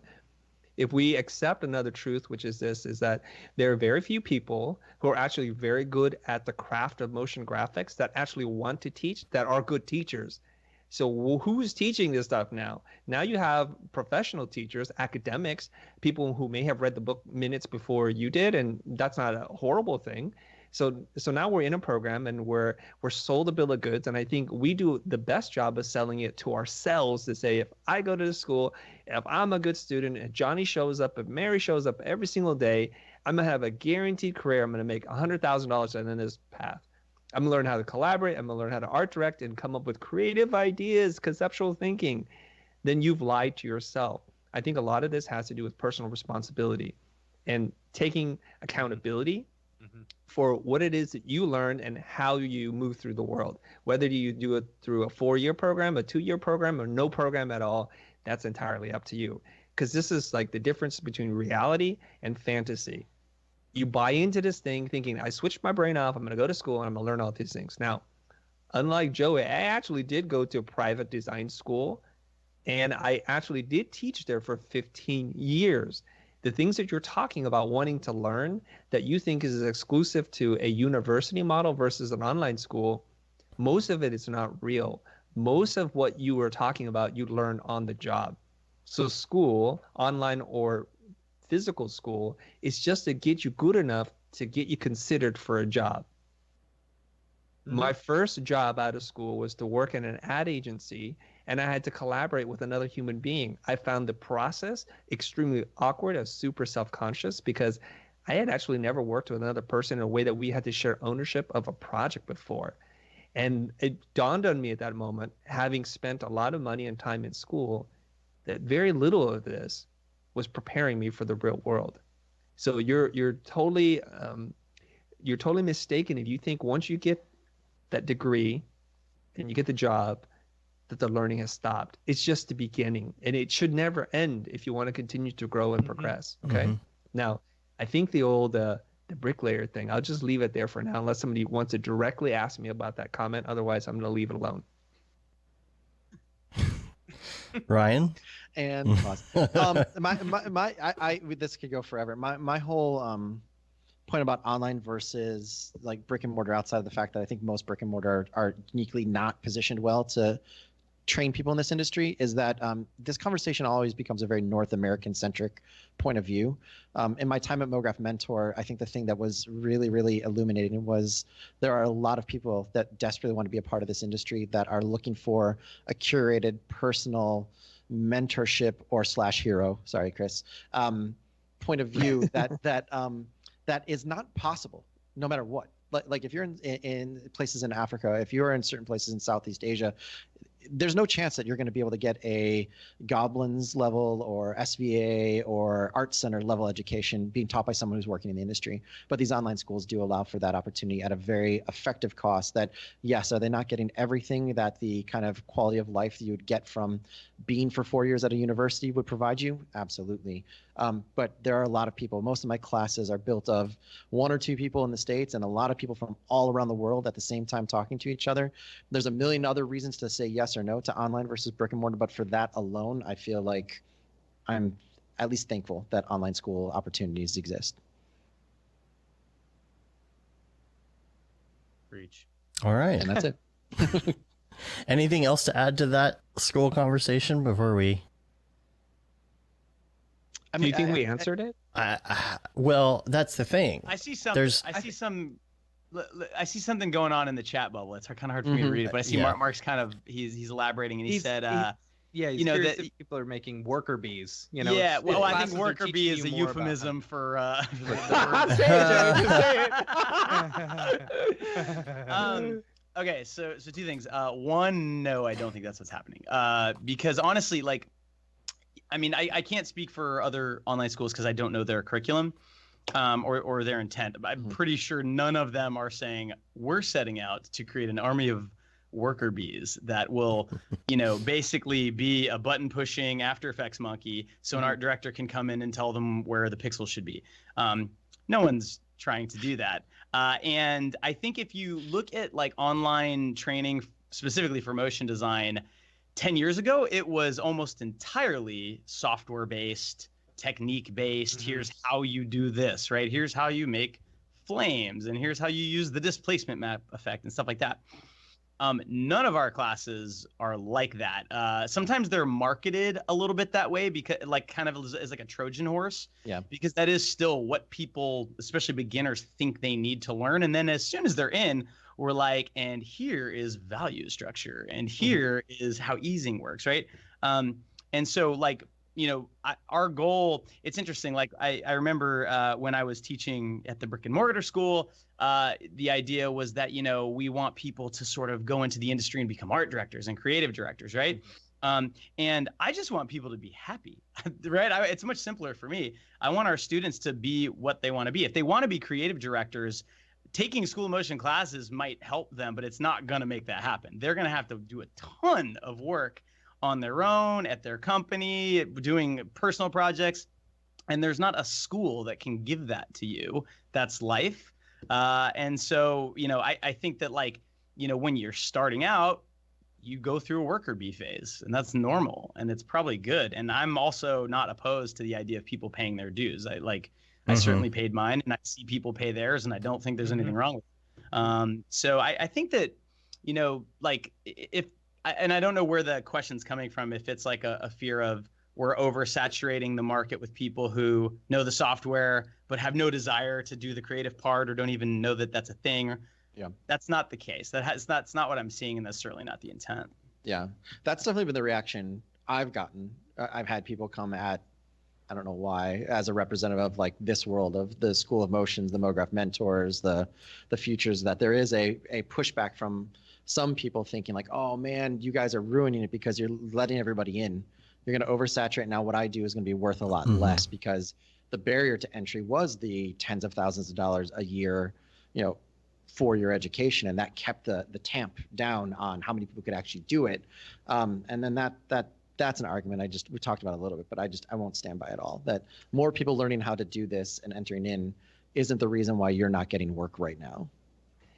You know what it is? I think the question, part of it, Meek, is kind of reading between the lines a little bit, if I may, and correct me if I'm wrong, is that there's a little bit of tribalism and protectionism where it's like, it's been good and I had to go this route, and I don't like that fact that other people are entering the market and dang, their portfolios look pretty good.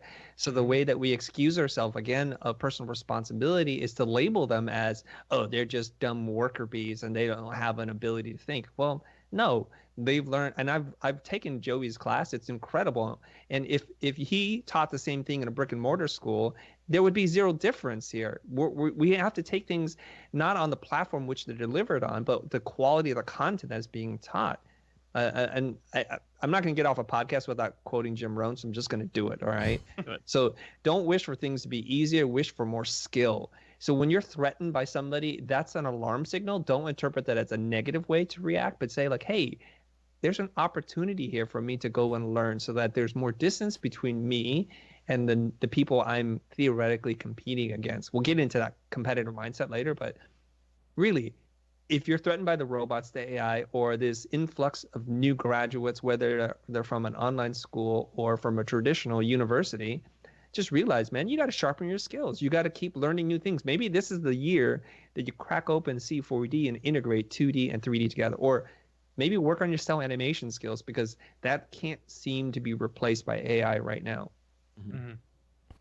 I think that there's not a definitive answer to all of this. We've talked about this in a couple other shows, and it just seems to me like there are a lot of people in this world where brick and mortar will benefit them, maybe not for Mograph reasons, but for other reasons, which is understandable. Ryan, you and Brandon had quite a great debate in our Slack channel about this a while back, and it was good. It was done in a really great, a great, I don't know, just I don't even know how to describe it. It was very well done. Nobody went too far. Nobody got mad at each other. It was just a good, structured, slightly heated, but well-structured conversation. It was great. It was great. And I feel like after talking to you, talking to other people, it does feel like sometimes certain things just work for people, and sometimes the other thing works for people instead, Well, I mean, I agree with 100% with Brandon's point that you need more than just the tools or the time in the class to be good at this. And the industry needs more well-rounded people with different life experiences than just someone who's watched a bunch of YouTube videos and taken a class or two online. My argument a lot of times, and maybe we were dancing around each other, was that there's just a lot of people who that's not possible. Right. And the fact that these online schools exist, I don't think a lot of people actually, and maybe this is part of just the advertising that Joey's done such a great job for School of Motion. And you heard him talk about this. There's a way to sell something for people to understand what it is. But then when you get there, the understanding's another layer or two deep. I've also taken a couple of the School of Motion classes just to see what's going on. And I think that there's a little bit of disservice, even some ways, way the advertising goes, because the things that people are complaining about happen there. Right. Like School of Motion is not software, right? Like I've learned very little about software, but I was really surprised about the amount of discussion that talked about the history of motion design or the history of title design or designers that had nothing to do with even computers, and how I saw that in their Facebook group, not to make this an ad for School of Motion, but I saw how those discussions sparked more discussions that weren't unlike what was happening at Camp Mograph, right? You're around other people, everybody has different experiences, and someone said, oh, you're working on this. Have you seen this artist poster work? And all of a sudden everybody's looking on like their phones, looking at something, and then people are drawing based off of that. That environment happens legitimately. I still miss the happy accidents that happen at a school that I feel like technology is slowly, with Slack really becoming easy to have conversations, and with stuff like Zoom and these things, that will never be fully replaced. And I do agree with Brandon that we need people with the happy accident of having to take a humanities class that you never wanted to take, and then being exposed to something that changes the way your work happens. That is needed. But I also feel like there's a lot of people who it's not a reality, and that shouldn't be a forced limiter from them getting into the industry as well. How do you go about then getting those other experiences in life if you're not going to something like that? The collaborations, the other life experiences, instead of just sitting behind a desk all day, you know? I mean, I think it's hearing that you need it, right? Right now, all you hear is learn the software, get a job, you're a Houdini artist. But hearing that if you do, and again, this isn't for everyone, but if you do want to be an art director, if you do want to be a creative director, if you do want to have more ownership over your work other than just the thing you make that hand to somebody else, that's absolutely required, right? I don't think many creative directors really get hired because they're awesome at Houdini or amazing at a certain aspect of cinema. They have an idea that communicates to a problem, and that comes from all of that life experience. That comes from putting yourself into situations you're not comfortable with. That's meeting people you never would have met before. But that's part of on us in the motion design industry to say that is just as valuable of a skill set as learning how to negotiate or learning your software. So I want to jump in on that. The happy accidents that you were talking about, the humanities or art history class that you didn't really want to take, and then all of a sudden you're exposed to things, or when you're working in the computer lab and you look over and like, wow, that's pretty dope, and that person shares that with you and you think, wow, that's so cool that they would do that. Now, I don't want to create a mindset when we can be victims to our lives. We have to take responsibility. You're going to hear me say this again and again. If you're curious, if you're open-minded and you're willing to go outside your comfort zone, these kinds of experiences can happen everywhere, online and in person. If you think about the YouTube algorithm, it starts to kind of figure out what you like. And then every once in a while, people like you who watch this video like this video. And if you're just willing to look at something that's different, you may be exposed to something totally new. And I would encourage you to go as far away from looking at other motion work, because it becomes very derivative at that point. Oh, was that an airplane? Oh, go ahead. It's a lawnmower. Somebody or something. hungry? Is Yeah. that a stomach? Yeah, I don't know what's going on there. Okay. That it becomes very derivative. You see something that Buck does, and then you copy that, and then somebody copies you and copies it. It's like, look outside. Go and look at literature or philosophy or film or photography or fashion or architecture. That's really going to make you a richer person, and that's where the happy accidents come from. The ability to use your creativity to connect one abstract thing to another thing and put them together in a very elegant and beautiful way. That's your skill. That's your creativity. And these things can happen. You can attend a conference and make it your mission to go and talk to 5 new people. It's going to be scary, I know. Attend the social function afterwards. Pay the extra $30 for the VIP dinner ticket so that you can go and rub elbows with people. Like, oh, what's that? What's going on? And when you're in the studio, when you're working with somebody, don't be afraid to get away from your desk, to look around. It's like, wow. Be humble enough to say, that is really cool. I don't want to take your time, but if there's ever something that you can share with me after work or something like that, please do, because I'm amazed at how you were able to do that. That's it. Or come to Camp Mograph. Yeah. I think one of the things that I sometimes feel is that if you're comparing the experience of a brick and mortar school versus online, a lot of times there's a little bit of a straw man argument where you're comparing the best case scenario of going to SCAD and being like an extrovert, and so that means you have all these friends and you're doing interdisciplinary things, and you're also part of the student club that brings in industry, versus you're only taking online classes and you're never leaving your house and you're never talking to other humans and you're not doing internships or any of that, right? Right. And of course that's not actually what anyone's saying. I think part of the challenge right now is there is no in between. Between like School of Motion is not trying to replace the dorm life, right? Like as an example. And so because we're not replacing that, that is something that if you're comparing the college you went to School of Motion, you feel like, well, I would lose out on the dorm experience.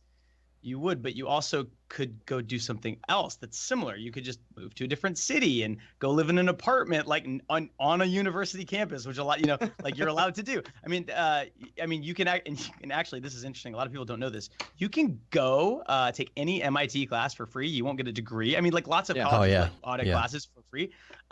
So like if you just ignore like getting the piece of paper at the end, you can. Now here's the problem: is you have to do work and you have to be kind of creative about how you put all those pieces together, because no one yet has figured out how to create a faux college experience at a better price point where they're still doing all the legwork for you and forcing you to have a roommate that you don't know, all that kind of stuff.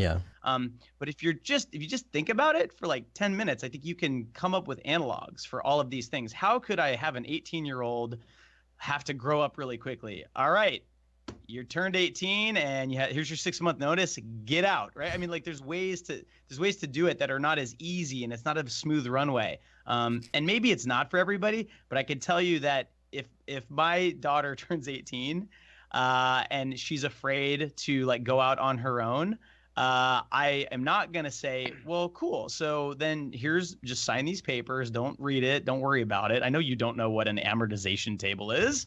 Don't worry about that. That's future Layla's problem. And then in 4 years, she wakes up one day and has to pay $2,000 a month plus for the next 15 years. That I will not abide by. There is definitely other ways. And somebody out there hopefully is working on this problem where you can take the affordability of online classes, maybe combined with a local community college, because I saw some liberal arts, class sort of like, discussion in the chat. I mean, and that's legit too. But there's also solutions for that don't mean that you have to pay, $1,600 a credit or whatever it is. I mean, doesn't that take it all down to the nuts and bolts though? Like is the effort you have to take to be a well-rounded human being, the amount of effort you would have to take as a person, is that worth the hypothetical $2,000 a month 4 years later from now that you still, like you said, have to do a lot of legwork to then also reap the benefits of being in a 4-year school? Like that's a personal conversation for each person, but I think there's a lot of people that if they knew they could get the training, the skill set, and the mind share, and then also be told, and it helps to be a well-rounded person with curiosity, who's good to work with, who cares about the people around them, that will help you in the industry as well.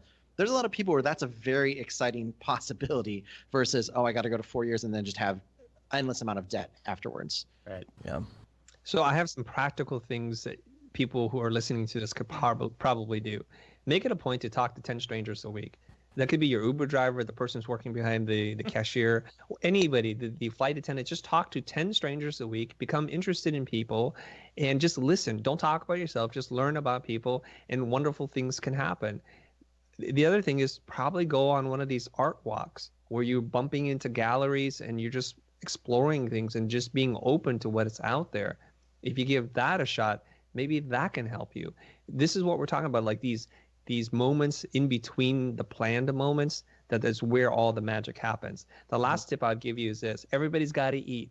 Offer to take out somebody to lunch, buy their lunch, buy them a nice lunch, and just sit down and just talk and ask them things. You're going to get more from those 30-minute, 1-hour conversations that you probably would in a semester's worth of going to class and just attending it like a robot.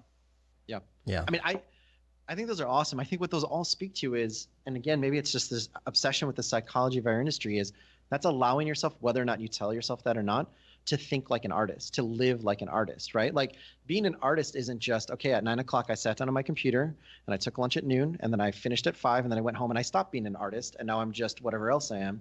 Living a life as an artist, it means that's your entire lifetime, right? It's not just your career. It's how you live your day to day. It's the things you're interested in. It's who you're interested in. It's your curiosity. You're like, your inspiration isn't just something for work, right?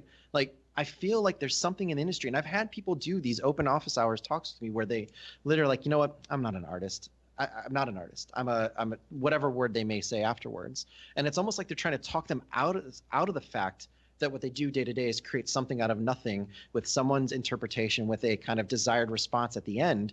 And they're almost like not allowed or afraid to even bring that up. Like what you're talking about is what I wish more brick and mortar schools would actually teach and instill into people, that that's what we're teaching you. Those tools will last a lot longer than any of your individual software tools that you'll gain and lose and gain again later.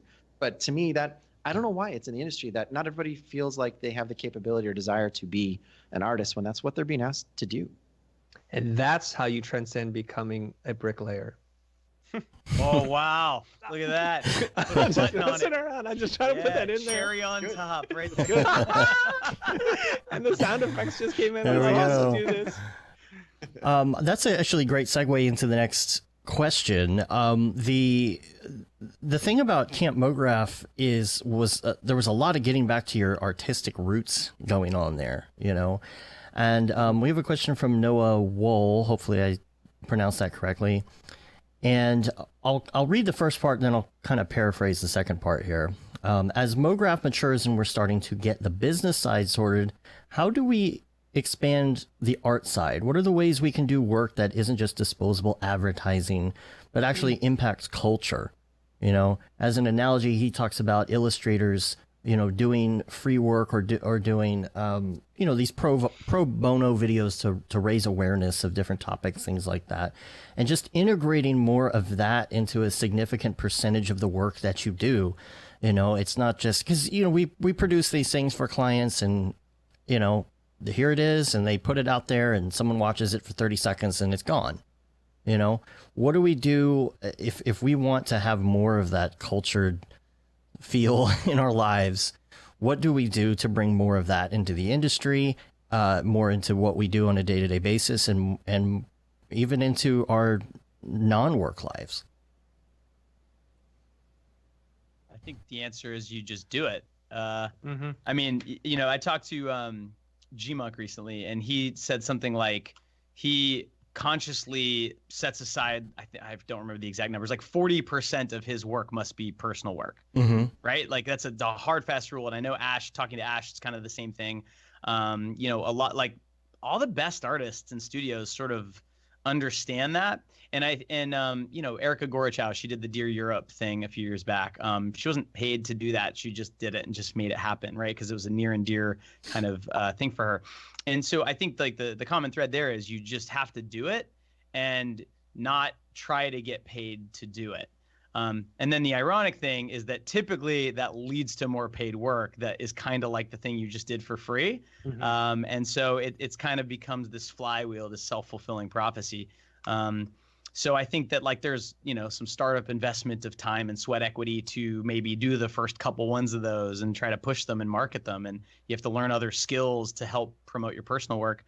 But once you do that, then that work will eventually turn into client work and kind of create a feedback loop. But short of just having the desire to do that and then doing that, I don't know that there's like a secret or anything.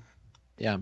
I would say it's definitely about personal work, but if there's a nuts and bolts thing I could add is that make your exploration or your practice or your study about your insecurities rather than what you think is going to look cool or about a technique, right? Like you can always learn a new tool, but do it something about something you're afraid of or something that makes you angry or something that you miss or something you feel nostalgic for. Like we don't get a chance working in the industry where we're making things for other people to do much more other than epic or cool, right? Like exercising those other muscles, those other emotions will lead you to the kind of work I think that will allow you to start talking about things you're talking about more culture or more shared experiences between people beyond just like, I got to sell this or I got to make people aware of this. So I don't know. I think somebody mentioned here, like it would be great if people who did dailies actually built everything around a topic. I think dailies are a little less useful than a little bit longer term, like 4 to 5 to weeklies or monthlies around a topic or a theme. But doing something where you actually explore your own kind of emotions rather than just a spec piece for another product, I think may get more of us working towards what you're talking about.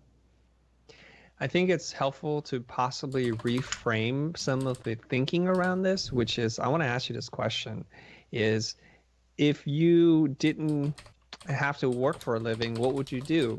And we start to look at what we do as work, and we start to label it as work. So all the fun, the joy of doing it is almost stripped away. Like when somebody's not paying you, you just don't want to do it anymore. And so that's a travesty to me, because if you're an illustrator, you draw all the time. If you're a photographer, you're taking pictures all the time. Just every once in a while, you're lucky enough that somebody pays you. So that's an awesome thing. But somehow around the Mograph thing, maybe your intentions were just to get in to make money and get out. I don't know what it is. But there are a lot more opportunities than the ones that come from a client dangling a check, usually in the form of advertising. There are so many other things that you can do. I was watching the Netflix series, I think it's called Rhythm and Flow, and I was just marveling at the simplicity of the motion graphics, the 3D and 2D components that were part of the stage experience. Maybe that's something that would give you great joy to do. Or maybe working on a gallery exhibition using motion and video to do something to create delight for other people. Maybe that's something that you would enjoy. And I think we've got to get away from this idea that this is work, because you label it as work, you start to feel like it's work. It's a chore. It's something you don't want to do anymore. And that's where I think we can go down a dark path. And if you're doing it for free, you're somehow being taken advantage of or something, when maybe you just choose to do it because it's fun, right? Right. Yeah. Yeah. All right. Well, I think 2 hours is probably a good stopping point. There's a million other things we could talk about, and like we say every week, you know, we should make this an annual thing. I was This is just fun, about to guys. say Throw that out that. there. I think it needs to be the annual mega show, state of the industry update, something like that. We really, really, really appreciate the three of you coming on and doing this. I know it's really hard to work out schedules to make something like this happen. So again, much appreciated. I know all the listeners are really going to enjoy this, or have enjoyed it for the live listeners. We will hopefully continue that conversation in like a year or maybe less. We'll see. Or tomorrow in the Slack. Totally. Yeah, right. Absolutely. And so I'm not going to do the regular exit spiel or whatever. I'm just going to say thanks everybody for tuning in. I think it's really going to help a lot of people, and we're going to get out of here. You can rate us on iTunes, all those things. Leave a review, helps get our ratings up. We're going to take off. We're on Facebook, we're on Twitter, we're on Instagram, Periscope, all the things. YouTube, of course, Mograph.com. And we're going to jet. Until next time, I'm Dave. And I'm Matt. And I'm Joey. I'm Chris. Sorry. All right. Have a good one. Later, yo. Thanks, guys. You guys. All right, going to standby. Hang in there, y'all.